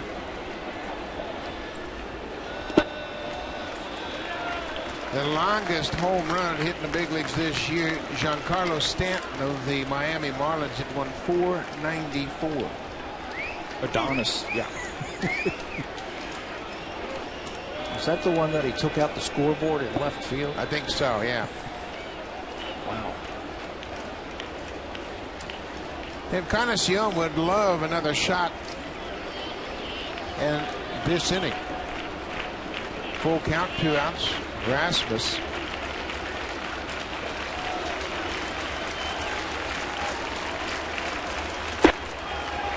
And indeed, he will come to the plate with 2 men on. Now, I'll give you an idea what that home run looks like. 488 feet. Take a look at it. I think it was still rising also. He knows he got all of it. That one right off the facing of the third deck. And Edwin can circle the bases for the 36th time. Turning around some fastballs this year. His 36th home run. Rajay Davis with his 40th steal this inning. Becomes the first J to steal 40 bases since Shannon Stewart did it in '98. Stewart finished with 51 steals that season. But Davis having an outstanding year on the bases. And now Wade Davis is in a jam. Most dangerous Blue Jay at the plate.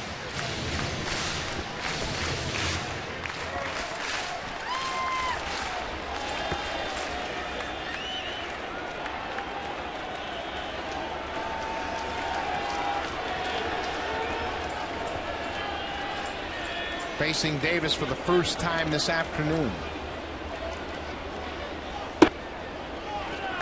Encarnacion has faced Davis a lot. He hasn't had much success, just 2 for 20 against the Rays right-hander. You see why he throws hard. He's got a good breaking ball. When he is throwing it for strikes, it can be murdered on a right-handed hitter. Looks like they're going to try and pitch him in this time with that good fastball. Be careful. Fastball. They were trying to go away and left it out over the plate.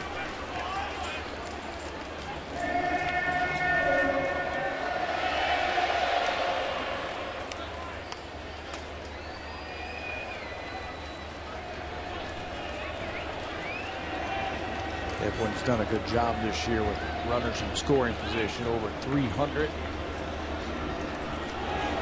There goes Davis, throw to second base, and Rasmus stopped and is tagged out easily. That'll end the inning and take the bat right out of Encarnacion's hand. The Blue Jays were threatening with 2 outs. Davis broke for third. Rasmus followed him, but just before he got ready to slide, he stops at second base. Overton goes to second, and the inning is over. Jays' threat spoiled.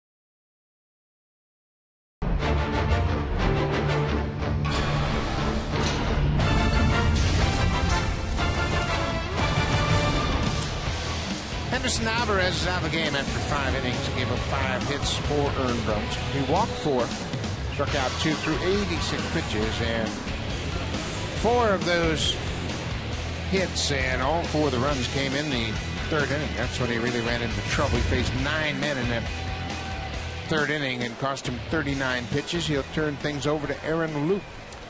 Loup has had a little bit of a blow, if you will, over the last 7 games. He's only worked 2/3 of an inning. He's being used a lot by John Farrell because of those very good numbers, and now he's given a little bit of a blow. Just 1/3 of an inning his last time out on the 29th at New York. In his last 3 outings, he's thrown a total of 14 pitches. And his 9 of those 20 appearances this year have been more than 1 inning, so they had to give the youngster a little bit of a blow right there.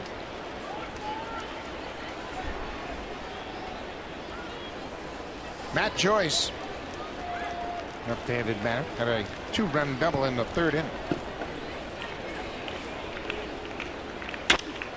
Reaches for this one and pokes it into center field. Long run for Rasmus. He gets there. Colby Rasmus, a nice running catch. That's the first out of the top of the 6th. Loup has shown a very good breaking ball and the ability to throw it when he is behind. I think he hides the ball really well. It can be tough on left-handers. They only have 6 hits off of him. He really closes up that front shoulder and throws crossfire against him. Jet Keppinger. Keppinger has grounded into a double play and grounded to the shortstop.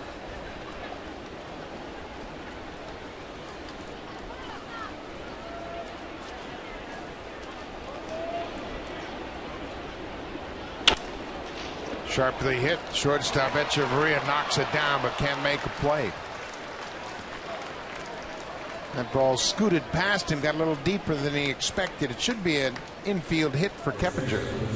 That's the play that I've been waiting to watch him try to make. That ball to his left. He's got outstanding range for a shortstop. He got a good jump on that ball, took a good angle on him. Looks like he got fooled a little bit on a tricky hop, that last hop off the AstroTurf, and it popped out of his glove. Carlos Pena, a couple of ground ball outs today. He's 0 for 2.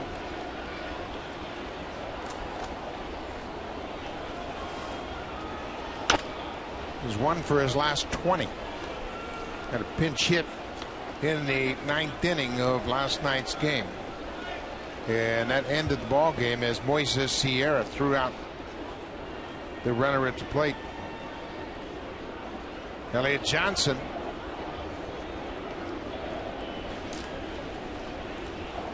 Johnson a little bruised and battered, and he is okay. There was some concern about a concussion, but that's not the case.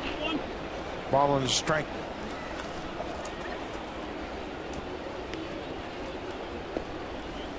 Aaron Loup made 13 appearances in the month of August.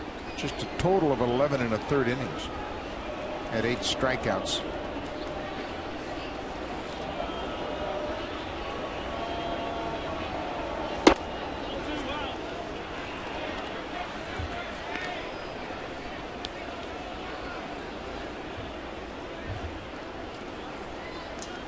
Dane Johnson, the minor league pitching coordinator, dropped Aaron Loup down into the arm slot he's at right now, and it's made a world of difference. Makes it more difficult for batters to pick up the release point. It certainly created problems for left-handed batters. Yeah, you can see, watch it really step like he's going to first base, throws across his body, and then has the ability to take that fastball to the outside part of the plate to a left-hander. That's tough to do. Yeah, oftentimes a lefty with this kind of delivery, that ball will run back to the inner part of the plate, and that's when left-handed hitters can hammer it, but not Loup in this case. You can see where he stands on the rubber. That really creates a very difficult angle for batters.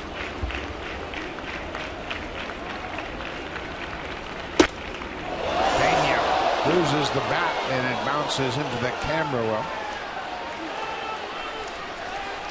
And he strikes out. That was another good fastball.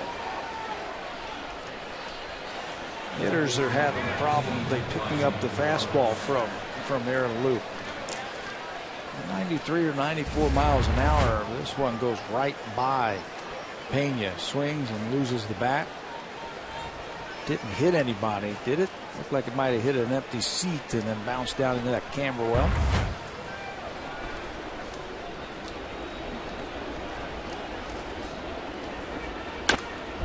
Roberts, good cut on a first pitch and fouls it to the screen. Ryan Roberts hit a 0-2 breaking ball for a home run back in the third inning. That got the scoring started for Tampa Bay.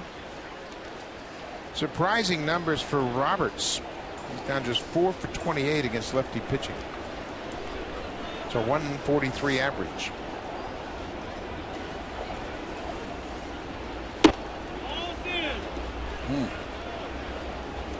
I think this is the one thing that has surprised me about Aaron Loup is his ability to handle right-handed hitters. Yep.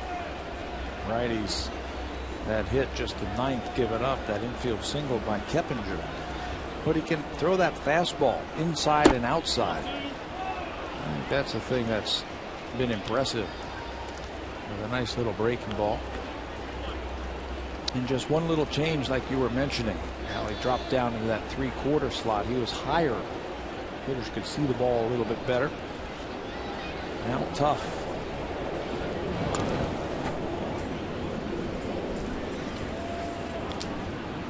Keppinger is not much of a threat to run. He has a steal in his only attempt this year. 2 outs. Tampa Bay with a 4-2 lead.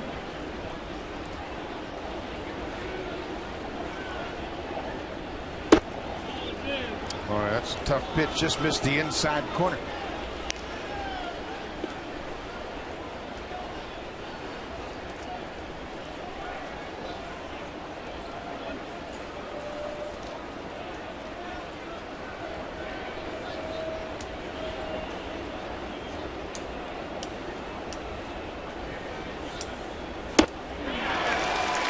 That's something Loup has done more recently than when he first arrived, using that third pitch changeup, and it's proven to be effective.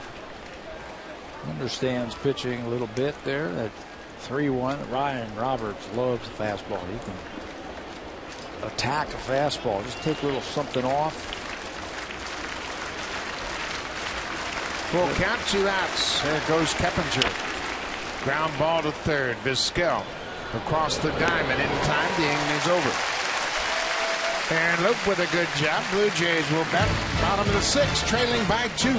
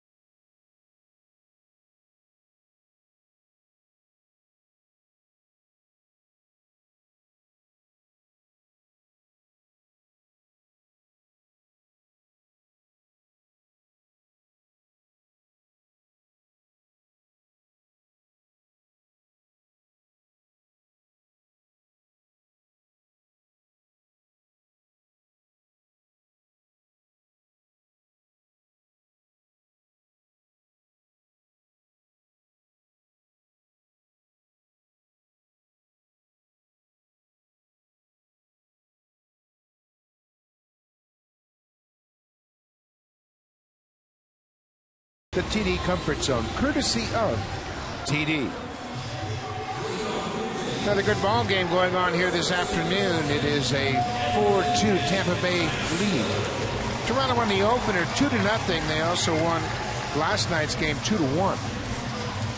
Tampa Bay scored all 4 of their runs in the 3rd inning against Henderson Alvarez. Edwin Encarnacion was at the plate when Colby Erasmus was caught stealing.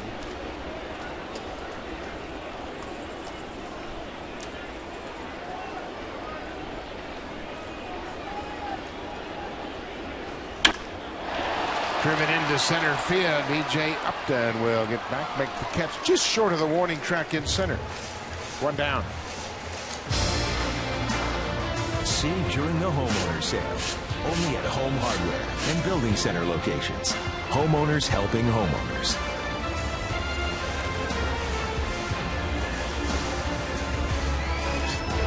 First day of September as the Blue Jays are moving into their final month. They'll play 3 days in the month of October, Monday, Tuesday, Wednesday against the Minnesota Twins. That'll wrap up the 2012 season. Adam Lynn takes a first pitch breaking ball from Wade Davis.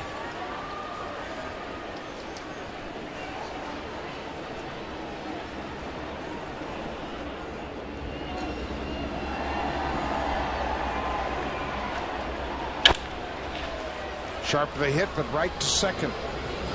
Roberts throws out Lynn, 2 outs. Boy, that last inning, Blue Jays had a golden opportunity. They got back-to-back 2-out walks to Davis and Rasmus. Davis walked and then stole second. Rasmus walked first and second, and then when Davis broke to third, Rasmus tried to steal second. They threw him out easily. Playoff teams play good fundamental defense, and everybody in the big leagues, when there's runners at first and second and the steal is put on, they'll give a sign. The catcher will give a sign to the infielders, hey, forget about that first guy, the faster runner at second base. We'll try and nab that guy at second base, which was Colby Rasmus that time, and the Rays executed it perfectly, getting that back runner. Well, Rasmus was the tying run at that point. He was the second runner on base, and certainly in that situation, John Farrell does not want to end the inning with a steal. You got your biggest bat at the plate. So Rajai Davis ran on his own. Rasmus followed him. Even if Rasmus steals, it's not a good play because you open up first base and then give Tampa Bay the option of pitching around Edwin Encarnacion. The option to pitch around if they want to throw a breaking ball. Torrey Albert grounds it to second. Wade Davis retires the Blue Jays in order. They go quietly in the 6th. 7th inning coming up. Tampa Bay leading 4-2.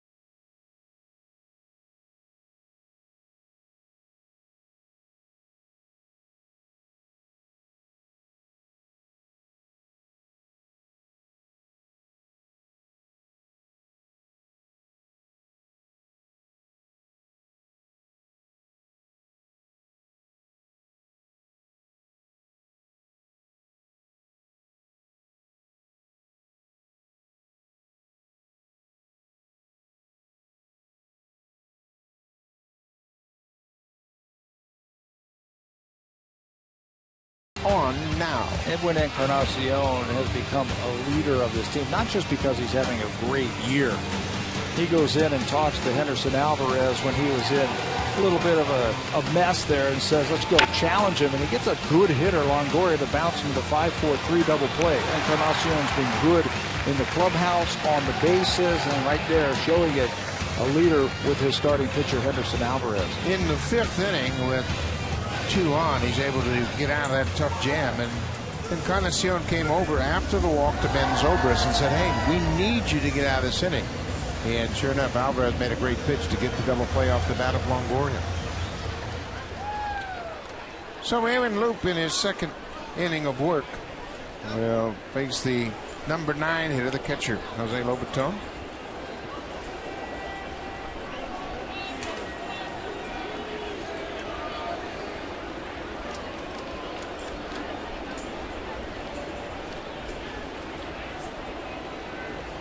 (9-1-2) here in the 7th. First pitch strike. Tampa Bay leads the season series 9-4 over the Blue Jays. Last year, Jays won just 6 of the 18 ball games between these two teams. Tampa Bay has owned the Blue Jays the last several seasons. They've been great games. Whenever these two teams get together, you're going to have some excitement. You've got a lot of walk-off games, a lot of comebacks. Blue Jays have been on the short end of all those, but they've been great games. I think last night's finish was one of the best games that we have seen all season long. Yeah, it was a clean game in many aspects. Defense was tight, 2 runners thrown out at the plate. Aaron Loop, 2nd strikeout since coming into the ball game.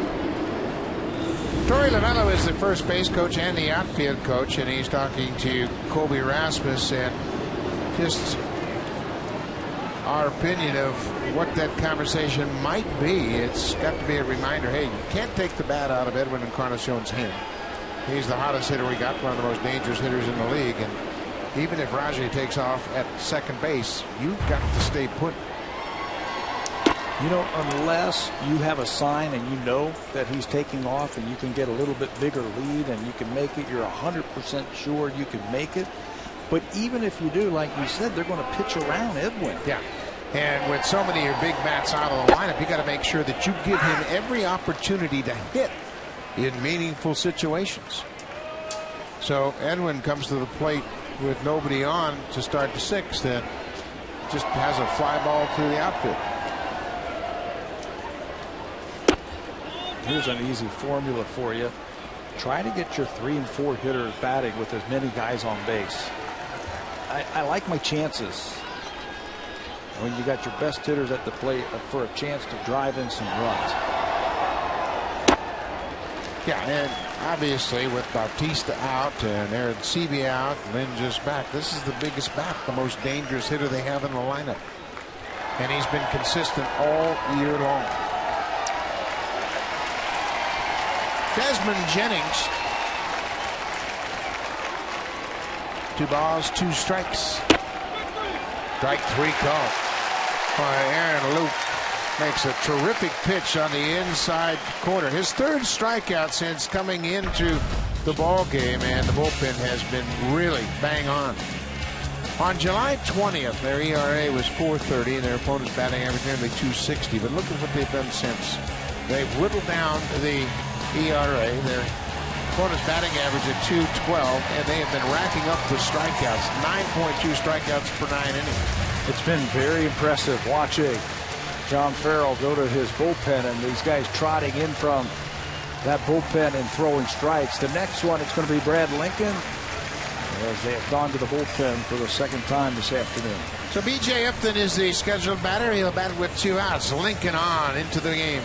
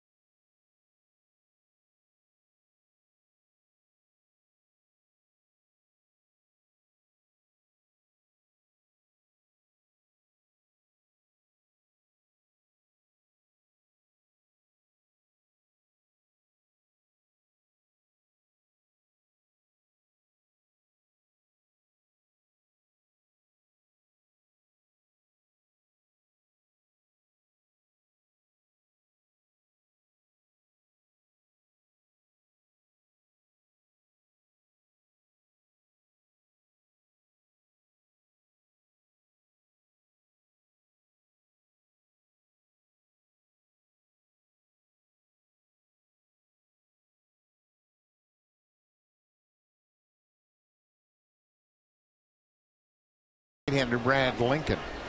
Lincoln last pitched in the opener of this series. Had a good inning of work. B.J. Upton goes after the first pitch and loops it into right field.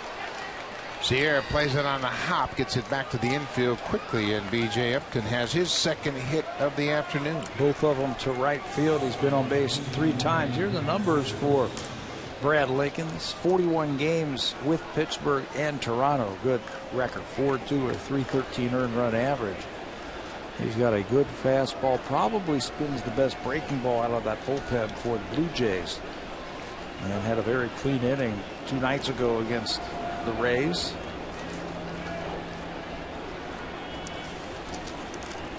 Ben Zobrist, he's been on base twice with a double and a walk.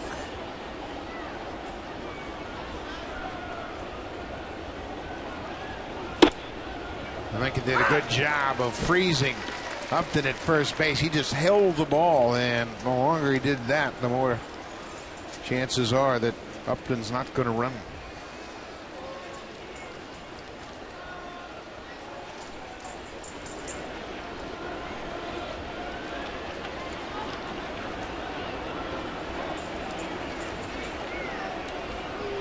There he goes. Toriyama's throw to second is high and a little bit late. Good hard slide by B.J. Upton. The ball came loose out of the glove of Echeverria. B.J. Upton has such acceleration from first base. After 1.5 steps, he's in full stride, and he's very fast. Watch him, 1, 2, and he's ready to go. Straight steal as he goes right into the bag aggressively against Echeverria. 26 stolen base of the season for Upton. I like the fact that he slides feet first. I think that puts a little doubt into the middle infielders' minds about just how much they want to get into that tag play. There's spikes flying. Too many bad things can happen if you go head first.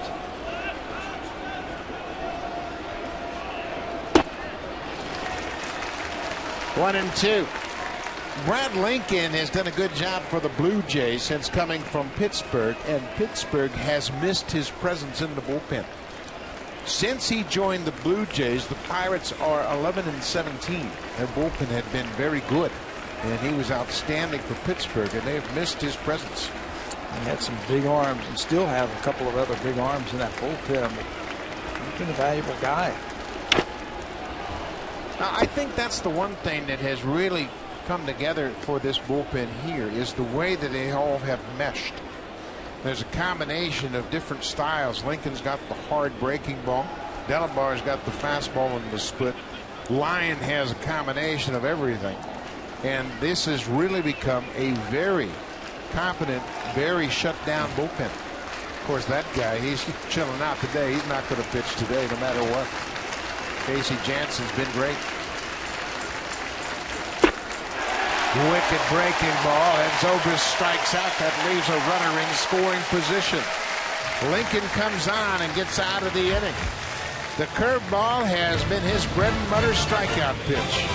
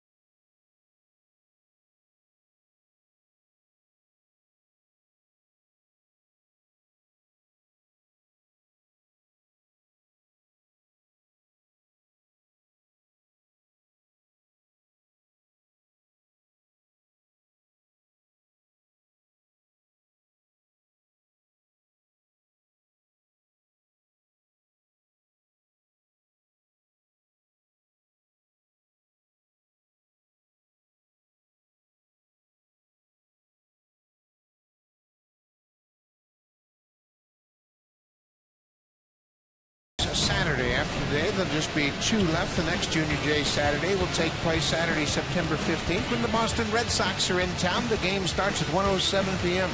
There are special kids' prize tickets in the 200 and 500 level outfield seats. After the game, the kids 14 and under can run the bases just like the pros. Call the Blue Jays for your tickets at 416-341-1234. You can always log on to order your tickets at BlueJays.com or stop by most Rogers Plus locations. Junior Jays Saturday, a hit with the kids. They get to get on the field. You can see they all have the Blue Jays logo tattooed on their arms and faces. And now we're seeing a new pitcher here. Jake McGee, the left-hander, on to start the bottom of the 7th.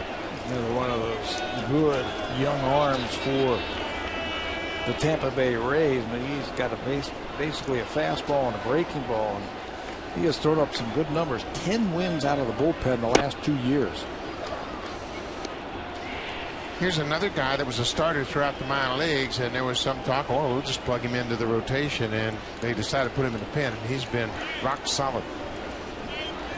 Came into the ball game in the 7th inning last night and retired all 3 batters he faced. There's only a handful of relievers that I can think of in the American League who are left-handed and who throw as hard as McGee. And so what a luxury it is to have a guy like that coming out of your bullpen. You pick up the big strikeout when you need it. 0-2. This goes right after Johnson, but missed the outside corner. 97 miles an hour. And you're right. That's a rare breed. Dan Plesac was like that in his prime. Yeah, with a great slider. He was closing games for Milwaukee. Matt Thornton, when he first came to Chicago. Thornton's fallen on hard times this year. But you're right. You have an arm like this that can throw strikes as consistently as Jake McGee. It's a real weapon in your bullpen. Yeah, we talk about it all the time about having guys come out of your bullpen who can throw hard and can generate strikeouts, but they're normally right-handers. Not a lot of guys like this who's young and you can control him and he can just blow the ball by you. Of course, the one guy that we're overlooking a bit is Aroldis Chapman for the Reds. He's got that big arm, big left-hander out of the pen, but he is closing for Cincinnati. That's why I said American League, stay away from those National League guys like Chapman, but what a weapon. Strikes out Kelly Johnson. Moises Sierra 0 for 2 so far. Looks like Tampa Bay has changed their approach to Sierra. He's seen a steady diet of fastballs today. All it took was one changeup that was out over the plate that he hit in the stands for the home run. Neiman came after him. We saw Davis go after him. And now Jake McGee with that good fastball. You know what? Catchers can see it. Pitchers can see it sometimes from the mound where a guy is making contact with the pitch. So you make adjustments, and you know, oftentimes the guy will be late on a fastball, have a good swing, but the ball is over the opposite dugout. And for a catcher, that's a red flag, man. You don't want to slow anything up, stay hard, and really come right after. And that's what he does to Sierra. Back-to-back strikeouts here in the 7th.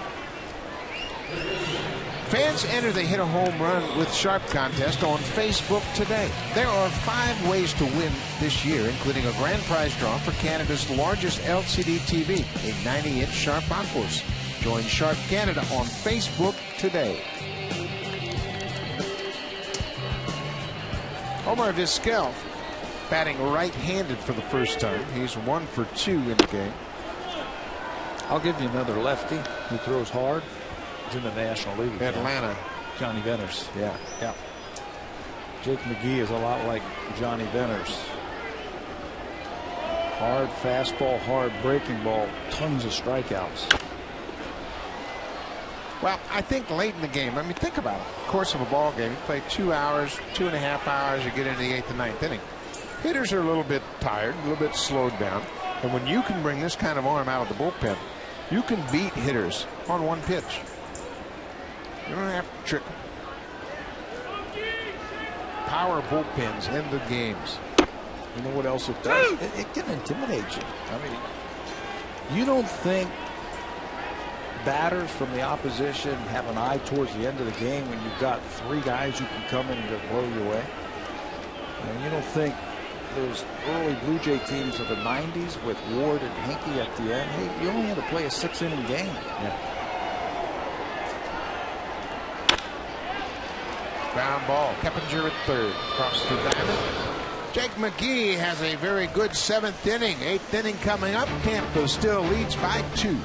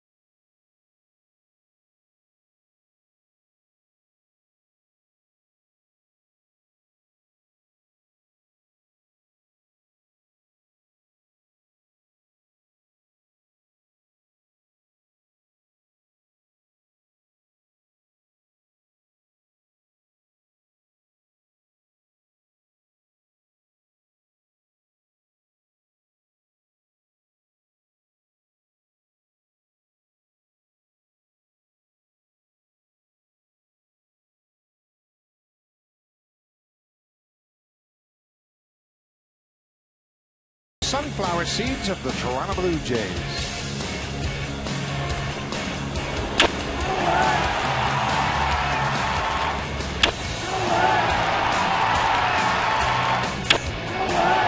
.488-foot home run. That's what it sounds like. And I'm telling you what, that was a shock. He's hit a couple up in that same area this year, but that was the 2nd longest home run hit this season in the big leagues. The air show was put on hold until that ball hit the wall out in center field, but it's the C&E air show going on all afternoon. Edwin has put on his own personal air show this year. I think that ball appeared on the radar for those planes that are in the air show because it was hit so hard and so high. It's been fun to watch. Blue Jays trailing by 2. Top of the 8th inning, Evan Longoria has walked twice and grounded into a double play. First pitch breaking ball is outside. Tampa Bay has out hit the Blue Jays 7-3.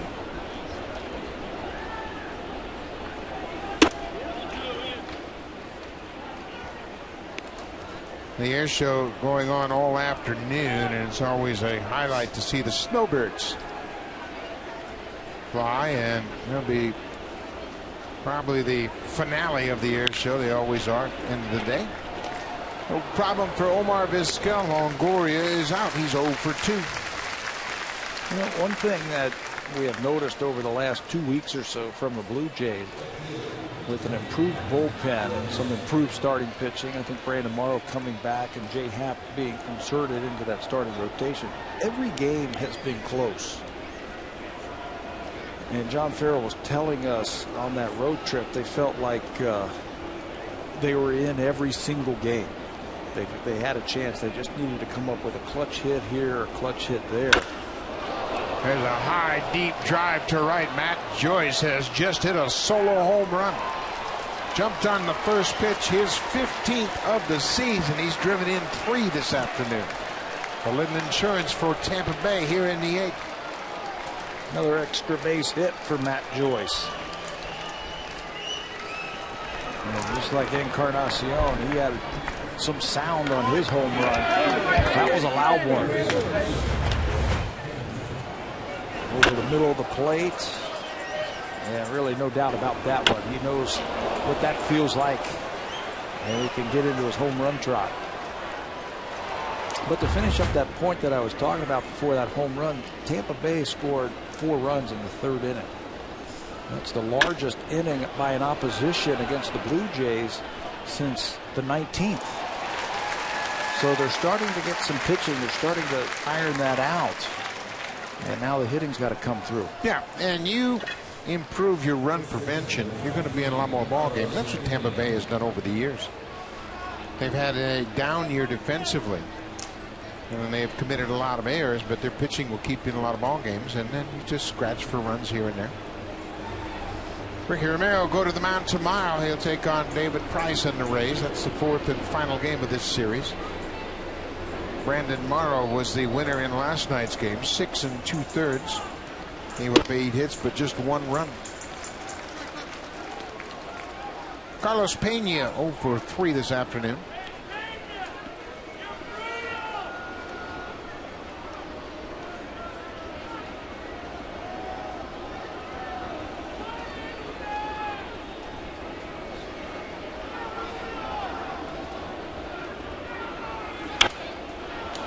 Pena behind 0-2.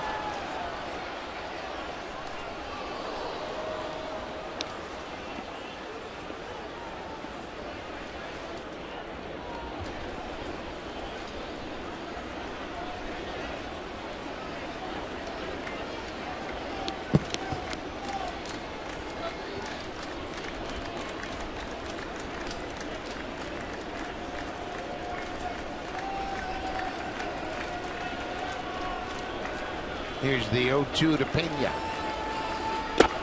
Lays out that breaking ball. That's the pitch that Lincoln struck out Ben Zobrist with in the 7th. Joe Peralta, the 8th inning guy, is loosening up. Looks like he's ready to come in. With the starter getting knocked out so early, Matt and Dave Martinez, they've done a good job of getting to the back end of that bullpen. Ray Davis certainly helped out by throwing 2 in the 3rd inning.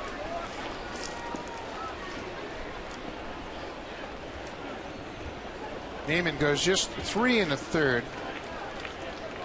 Gave up only 1 hit, but had the lead with right arm tightness.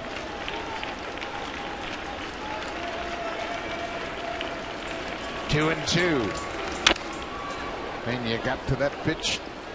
Fastball down and away at 95. Yeah, you can see that Carlos Pena has always had a high strikeout total every season long. He's got a slight uppercut that helps him get the ball in the air and power it out of the field. Problem with that is you can bust him. You can bust him up and in with that fastball. Swings over the top of it. And with that type of fastball, I think that's the pitch. Breaking ball, he fouls it off and stays alive. Yeah, that's the one that you can throw about a letter high, inner half of the plate, and you're flirting with danger a bit. He's got a lot of power. But if you can throw that one right at the top of the strike zone, chances are you can get him to chase right over his hands.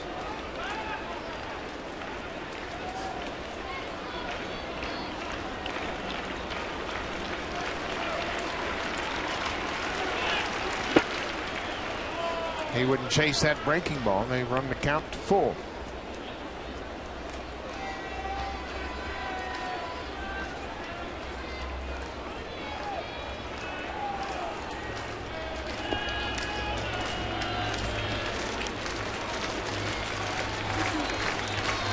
Lincoln worked an inning in Thursday night's game through 17 pitches and had a strikeout.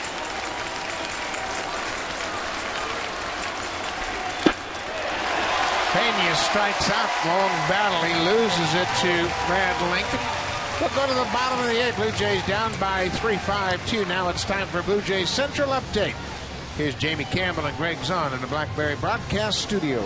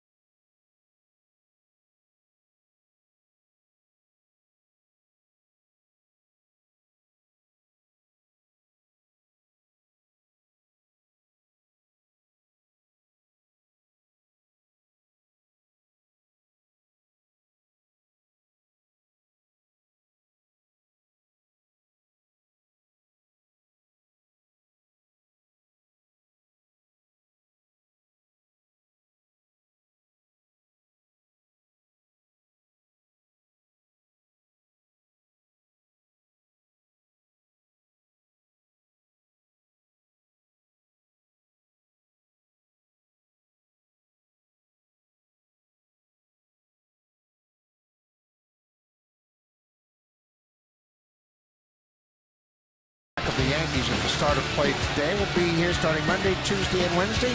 Take note, the Monday game is a 1:07 start on Labor Day. First of 3 games against the Orioles. Call Blue Jays for tickets at 416-341-1234. Log on to BlueJays.com to order your Orioles Blue Jays tickets. Or you can always stop by most Rogers Plus locations. 3 games set. Blue Jays will have Thursday off before they pick up things at Fenway Park for a 3-game series. Well, Peralta will now come in. This is the setup man for Joe Maddon's team. Peralta, he leads the American League in appearances with those 62 games you see right there. No AL reliever has pitched more games than Peralta over the last couple of years. Great numbers, 198 batting average against righties, lefties hitting just 162. Combined 179, which is the 8th lowest mark among AL relievers. He's got a good fastball and a very good splitter. Shortstop Manny Echeverria. Echeverria has grounded into a double play and flied out.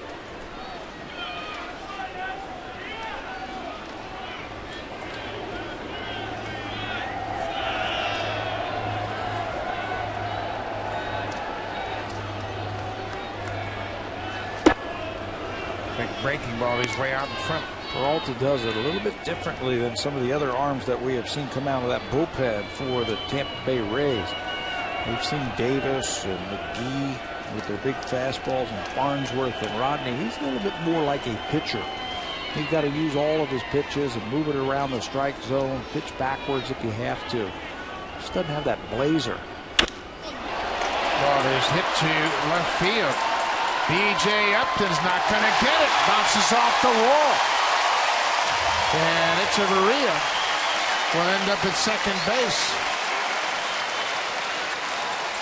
That ball just kept carrying, went right to the warning track, took one bounce and hit off the wall.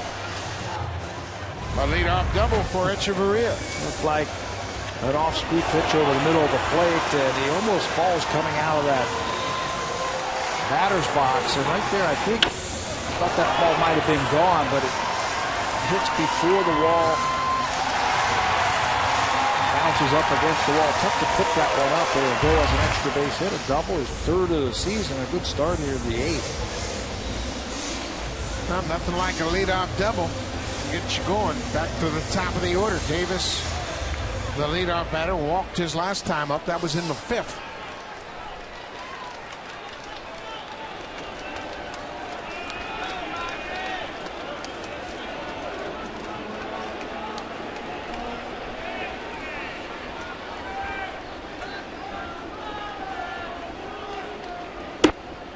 First pitch strike from Peralta.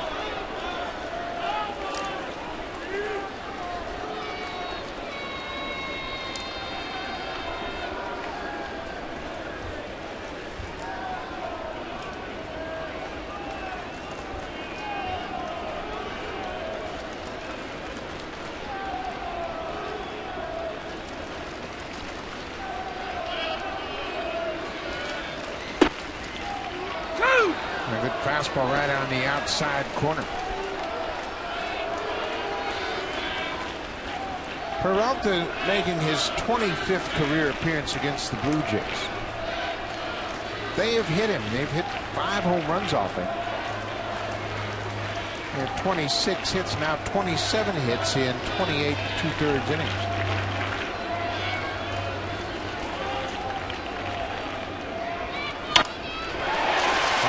The bat. Ryan Roberts will knock it down. They'll hold Echeverria at 3rd. Roberts did a good job to save a run.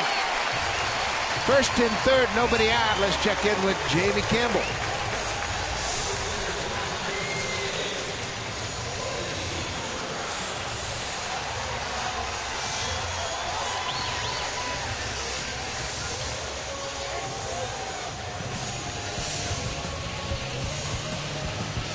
There you see the AL East as we speak. Orioles 2 games back. Tampa Bay 4.5 back. Then the Red Sox and the Blue Jays. The Yankees have looked pretty vulnerable lately. They don't have Teixeira in the lineup. They don't have A-Rod in the lineup. And we were talking earlier about the Rays scoreboard watching. Let's see now that they could pick up a game on the Orioles, with the Yankees taking the lead there. Colby Erasmus, nobody out. Blue Jays trying to rally in the 8th. First pitch breaking ball. Rasmus against Peralta is 0 for 4. But we mentioned the Blue Jays have hit Joe Peralta. Yeah, his fastball must not look, well, probably looked very inviting after having to face Davis and McGee the last time through the lineups. Upstairs. This is the 7th appearance Peralta has made against the Jays this season. He's worked a total of just 5 1/3. He has given up his share of home runs this year also. He's given up more this year than all of last year, has Peralta. Gave up 7 last year. He's given up 8 this year.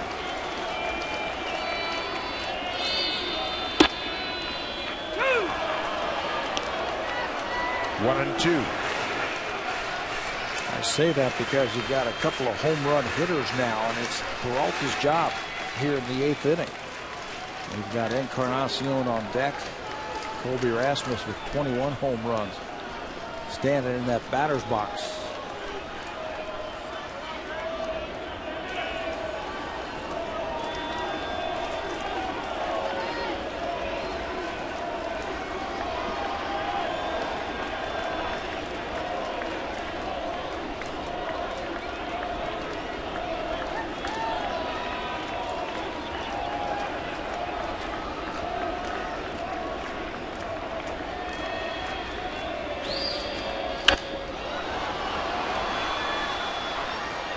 One and two. Foul back. Rasmus has been on base twice. He's walked twice this afternoon. He flied out to left field his first time up.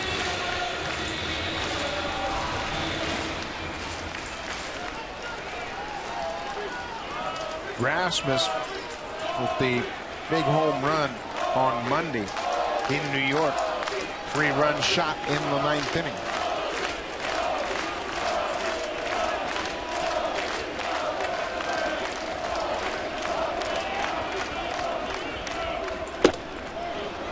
Well outside. See, Peralta doesn't have that same velocity of Jake McGee or Wade Davis. He leans heavily on location and combination of breaking ball and a good splitter. Echeverria with the leadoff double. Rajay Davis an infield single. First and third, nobody out.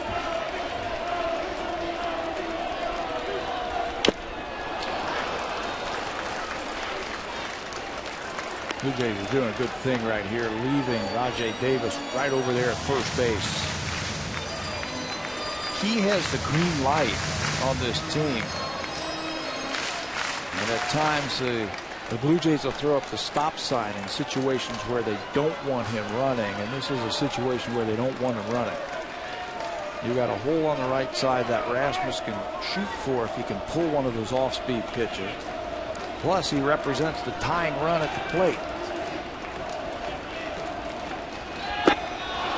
He strikes out. Looked like a good splitter from Peralta. That's the first out of the inning. Boy, that was nasty. He gave him a couple pitches to hit. Fastballs earlier in the count, but he comes up empty on that one. And he comes up empty on that splitter in the dirt. So a big strikeout for Peralta. Jim Hickey doing all the talking right here with the game on the line and the big man at the plate. Edwin Encarnacion has already hit a long home run here this afternoon. Now Peralta and Lobaton talking about their strategy. Jordan Baker, the home plate umpire, trying to speed up the process.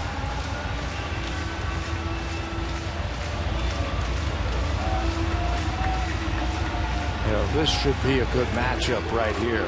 Late in the game. Encarnacion, the tying run.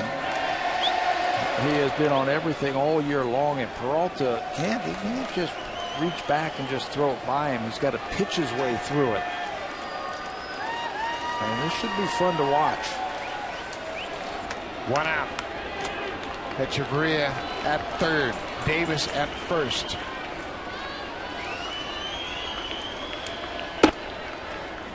First pitch strike. Well, I know the Blue Jays don't want a soft single into right field. You can see a ground ball to second baseman, an RBI single. They're thinking about extra bases from Encarnacion, and it takes a lot of guts, I think, to throw open that right side and put three infielders on the left side of the infield. 0-1, 1 out. Well, you guard against strengths, and Edwin's strength is to pull the ball. So you can't say, well, we're not going to play. We're not going to give him a big hole. He's been clutch all year long. 7th inning or later, 307 average against the tough pitchers. Yeah. Set up guys and closers. 7 home runs. That's probably the most impressive thing about that is you're right. You're facing the guys who are supposed to end ball games for you. He's got a battle now. It's 0-2.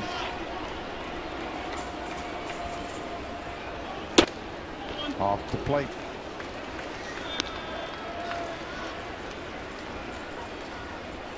Things haven't been easy for Joe Madden and his bench coach Dave Martinez.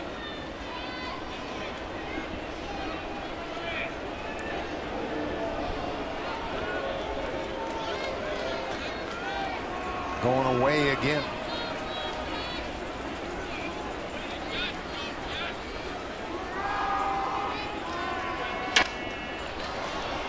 Encarnacion protects the outside corner and pops it into the seats.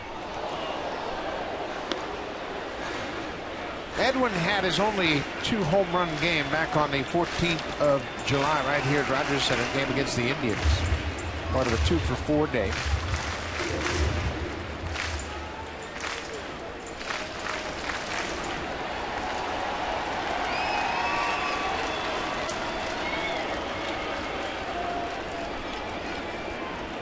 Eighth inning. Rays certainly have a little better feeling with that insurance run in the top half of the inning. 5-2 Tampa Bay. Edwin gets a piece of it to stay alive. Nasty. His plate coverage this year. It's been outstanding. Fouling off tough pitches like that. It looked like that split down and away. Too close to take. He's able to get a piece of it, keep the at-bat alive.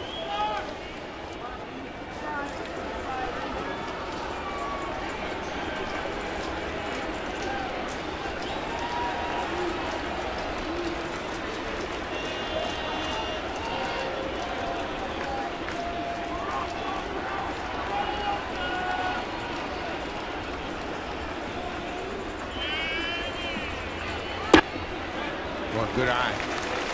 He keeps those hands back. The head stays still. And look at a little bit of a smile saying, I got him. Saw that one. Like I can see it well right now. 2-2. Peralta has given up a home run to Encarnacion. He was loading up on that back leg on that off-speed pitch. Now it looks like they're going to go back away with a fastball.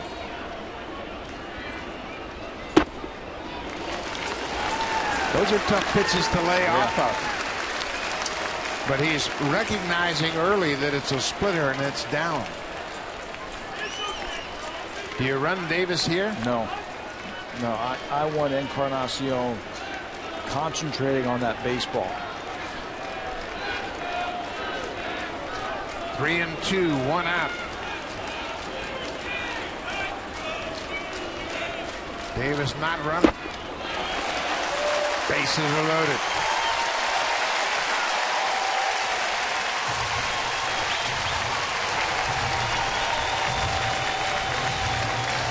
Hey, fans, keep watching. With the bases loaded, we're a grand slam away from awarding an 80-inch Sharp Quatron Aquos LCD TV.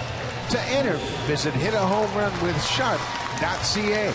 Sharp, big is too small a word for it. Well, Joe Madden's got a decision now. Got Fernando Rodney throwing down in the bullpen. He's the closer. You got the bases loaded. And now Zobrist comes in for a little chat. So Matt, games have been tough to win for the Rays of late. They've got a 3-run cushion. Echeverria with the leadoff double to third. Rajay Davis an infield single, and Encarnacion with the walk. Lynn with the bases loaded against Peralta. And when you pitch around Encarnacion, you're careful with him. You put the tying run on base and the winning run at the plate. Good cut on a breaking ball.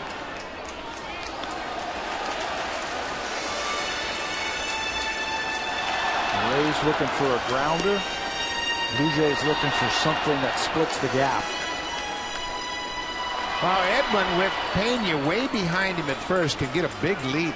And if there is a ground ball, he should be able to break it up at second. Look at Torey Lovullo, the first base coach. He is not going to let Pena sneak in behind Encarnacion. Up the middle, base hit. Echeverria is in to score. Here comes Davis right behind him, and Encarnacion will end up at third. It's a one-run game.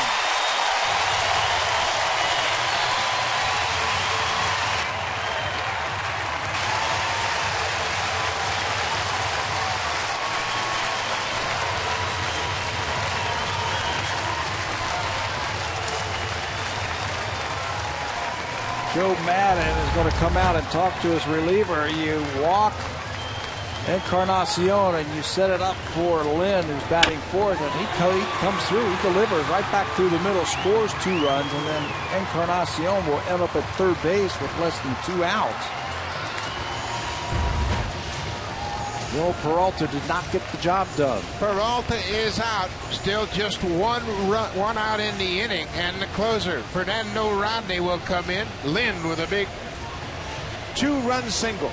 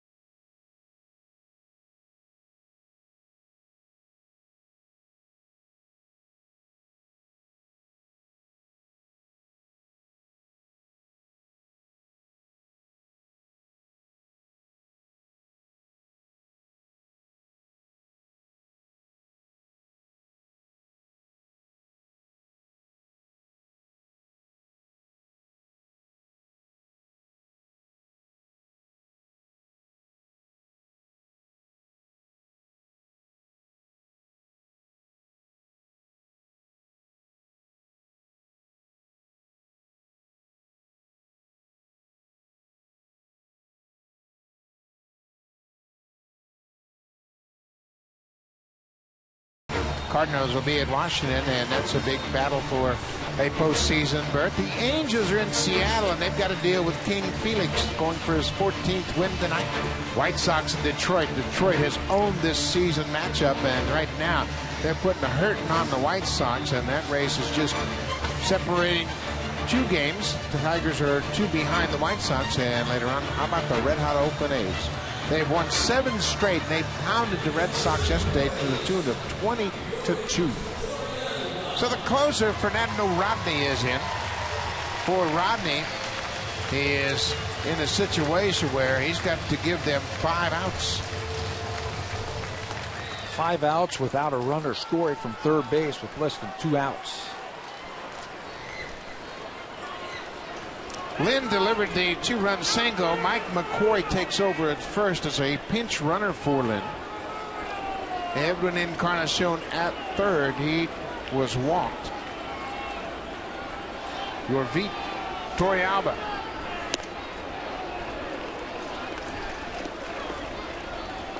Pretty wild first pitch. Rodney. He has pitched multiple innings 4 times this year. He's gone 2 innings twice. But neither of those were save situations. Reaching back for a little something extra. He is looking for a ground ball, a pop-up, or a strikeout.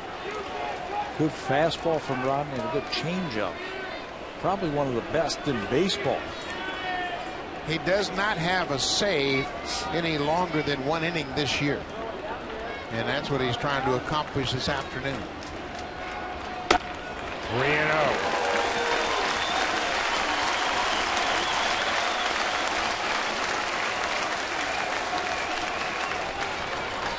Joe Maddens has been struggling for runs. He gets 5 here this afternoon, and now they find themselves in a 1-run game. The starter, Neiman, goes just 3 1/3, but the bullpen, Wade Davis, Jake McGee, Peralta, and now Rodney. J.P. Howe worked a third of an inning, was charged with 2 runs.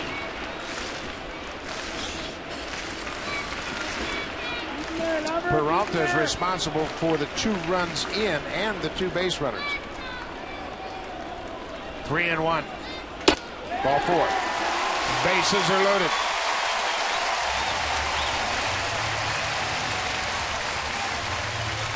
Well, you can see he was reaching back for a little something extra that really took him out of his comfort zone. 4 of those 5 pitches, not even close to end up walking him. Encarnacion at third, the pinch runner McCoy at second, Torrealba at first, Kelly Johnson bats with the bases loaded. Still only 1 out. Great opportunity for the Jays here in the bottom of the 8th. Corners are in for the Rays. They're going to go home to first on anything that's hit to the infield on the corners.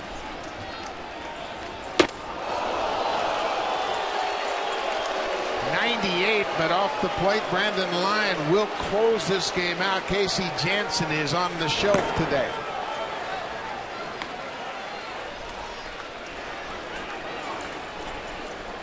Of course, the Blue Jays have to tie it up first and then set go things ahead. up. Ball and a strike.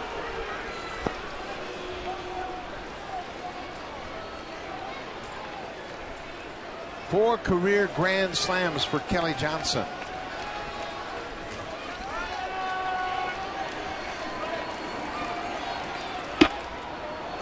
Ball took off and exploded. Looked like he got crossed up. Well, Lobatone is having trouble catching this fastball from Rodney. Watch that. That one almost got by him. Yeah, he almost missed that, and he was surprised it ended up in his glove.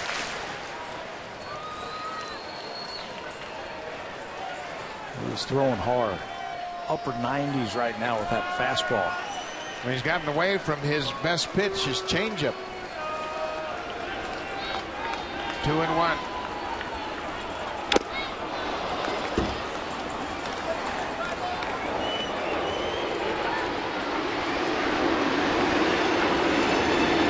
Blue Jays have hung in there all afternoon.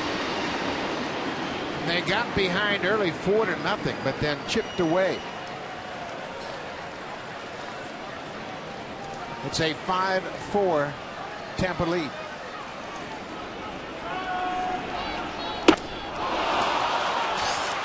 Rodney strikes out Kelly Johnson. 99 miles an hour with a little something extra. Watch him reach back with this one and go upstairs. Long swing by Johnson results in the second out.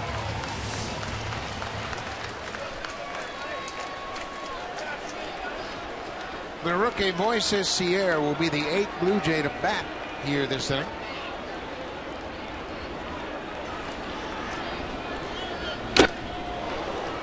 .99 from Rodney.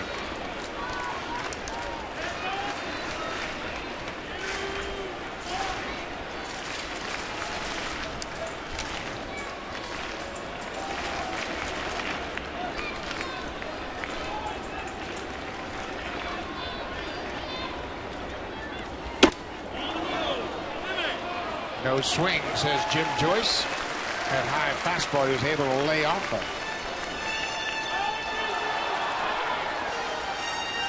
They have changed the way that they are going to throw to Sierra. They have struck him out a couple of times this afternoon by going to that fastball.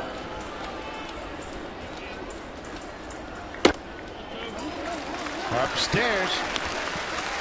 This is really challenging for a rookie. He wants to do something dramatic, but you've got to hit strikes in this situation. Got to make him bring it down.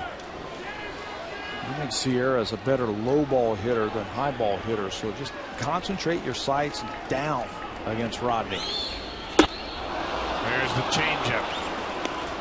2-2. That was his first look at a devastating changeup from Rodney. Look at that, how he just rolls it right off his fingers. And gets the swing and miss.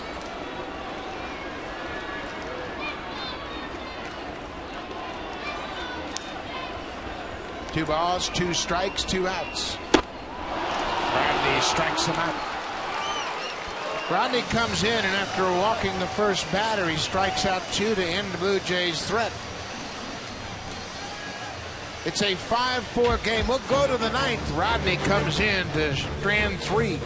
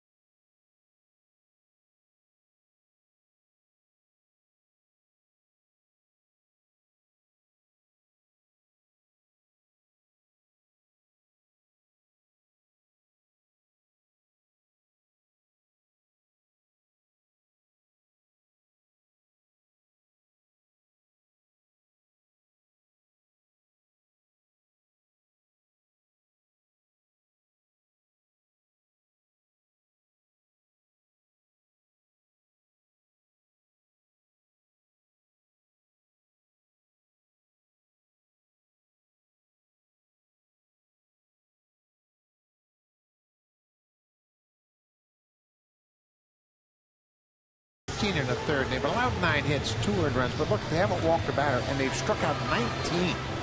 That'll always keep you into a ball game, and they are in one right now, and Brandon Lyon will come into the ball game to work the top of the 9th. Good numbers for Lyon in his 53 games, combined with Houston and the Blue Jays after that trade. We got him from the Astros, 1-2, 298 earned run average. He's a reliever with 4 pitches.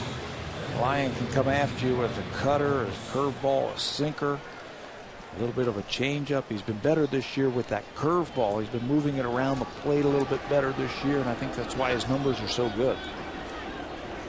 10 strikeouts per 9 innings. Pretty decent from Brandon Lyon. 8-9-1 for Tampa Bay in the top of the 9th. Lyon misses with that first pitch. Brian Roberts had a solo home run in the 3rd off Henderson Alvarez.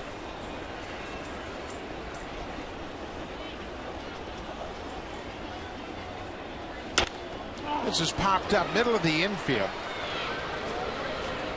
Kelly Johnson calls for it. He makes the catch. 1 down. Lyon made 12 appearances in the month of August. He pitched a total of 11 innings and 15 strikeouts. Opponents hit 179 against him, and he was stingy. Walked 2 batters and struck out 15. Does it a little bit differently than other relievers. Ben Francisco, the newest of the Tampa Bay Rays, he has joined the team. He's pinch hitting for the catcher, Jose Lobaton. Francisco was picked up in a deal with the Houston Astros. Of course, he started out his season with the Blue Jays. Went to Houston as part of the J. Happ Brandon Lyon deal. So Lyon and Francisco traded for one another. And right now the Tampa Bay Rays just trying to find anybody who can help them offensively. Right-handed, left-handed, doesn't matter. Francisco has been around, he's a veteran. He has played on a couple of different teams. Pops this one up. First baseman Edwin Encarnacion in foul ground. 2 quick outs.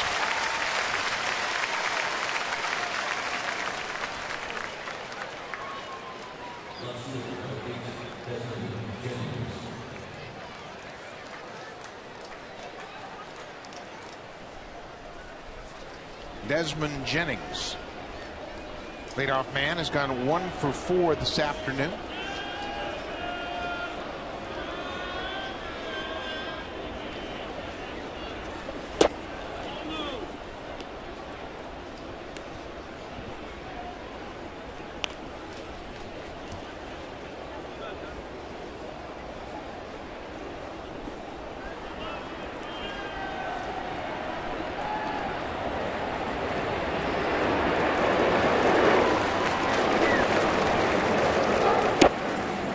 Ball on the strike. You can hear the jets overhead as that air show continues in this Labor Day weekend.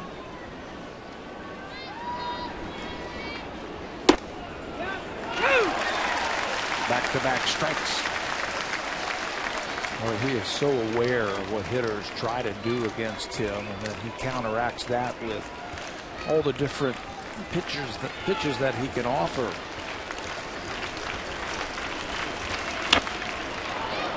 Jennings makes a bid for an extra base hit, but Brassey Davis runs it down. Good inning for Brandon Lyon. He uses just 10 pitches, and he gives the Blue Jays a chance in the bottom of the ninth. They trail by a run.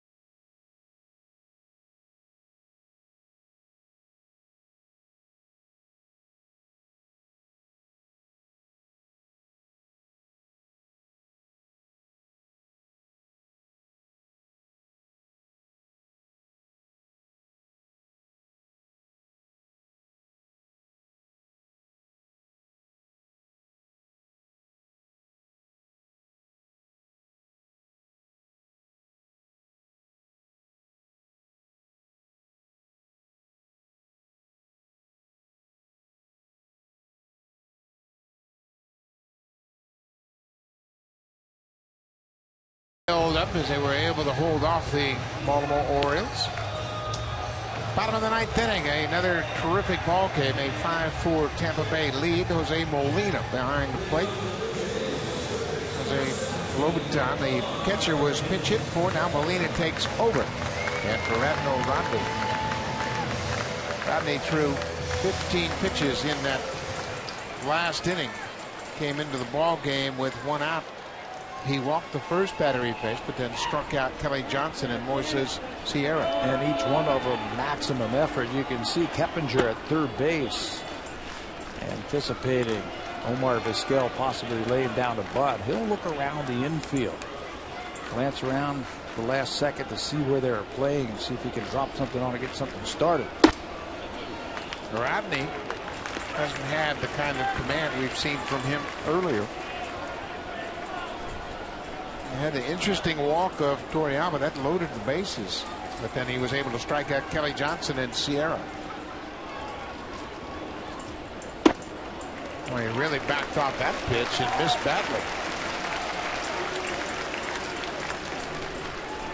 Rodney making his 7th appearance against the Jays this season, a total of 7 innings. He's 4 for 4 in save opportunities.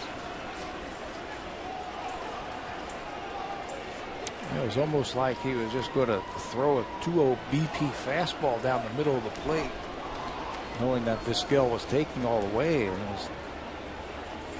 Yeah, he missed badly with that pitch.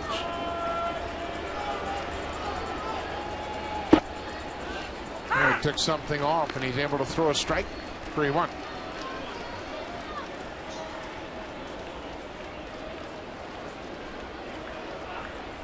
Rodney last pitch on Wednesday at Texas, and he walks Vizquel to start the bottom of the ninth.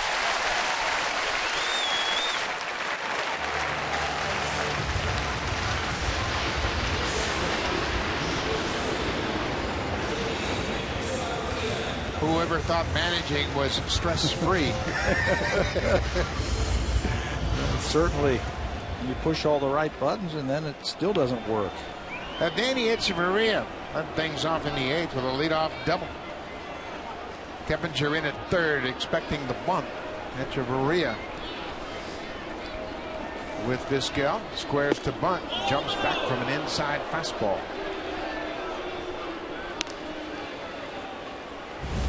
Something has been amiss here for Fernando Rodney. He's had outstanding command this year. You saw that whip of 0.75, which is great. But right now, he hasn't been able to find his spots. Echeverria bunts it back to the mound. Rodney will go to first in the underhand toss. Echeverria gets the job done and moves the tying run into scoring position. This is only the 2nd game Rodney has pitched in since August 22nd. Tampa Bay hasn't had a whole lot of save opportunities lately, so he hadn't pitched an awful lot. He looked rusty. Last inning, I mean, every pitch was maximum effort. He came in with runners at 1st and 3rd, and he needed a little extra juice so that tying run wouldn't score. He ended up walking the first batter and then striking out Johnson and Sierra. Last pitch of that inning was 99 miles an hour, so maybe he just needs to catch his breath a little bit. Rajay Davis takes a first pitch strike. Back to changeup.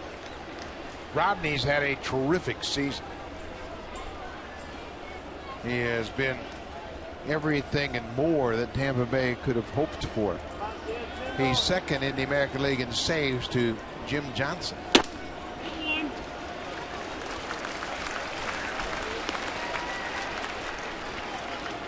That last pitch at 100, but he's even in the count, 1-1.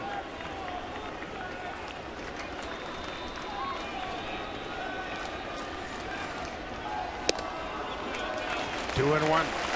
Jose Molina doing his best to try and steal a couple of pitches for his reliever, holding it there a little bit longer for the home plate umpire.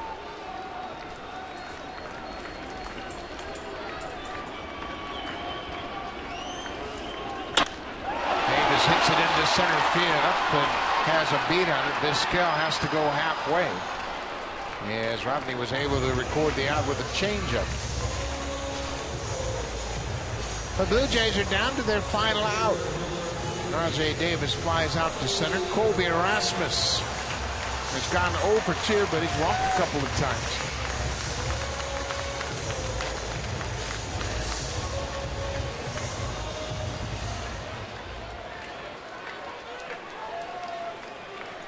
Rodney is so difficult to figure out. He's got that great fastball, and the changeup that he could throw any time. You almost have to pick a pitch and kind of sit on one or the other, especially early in the count.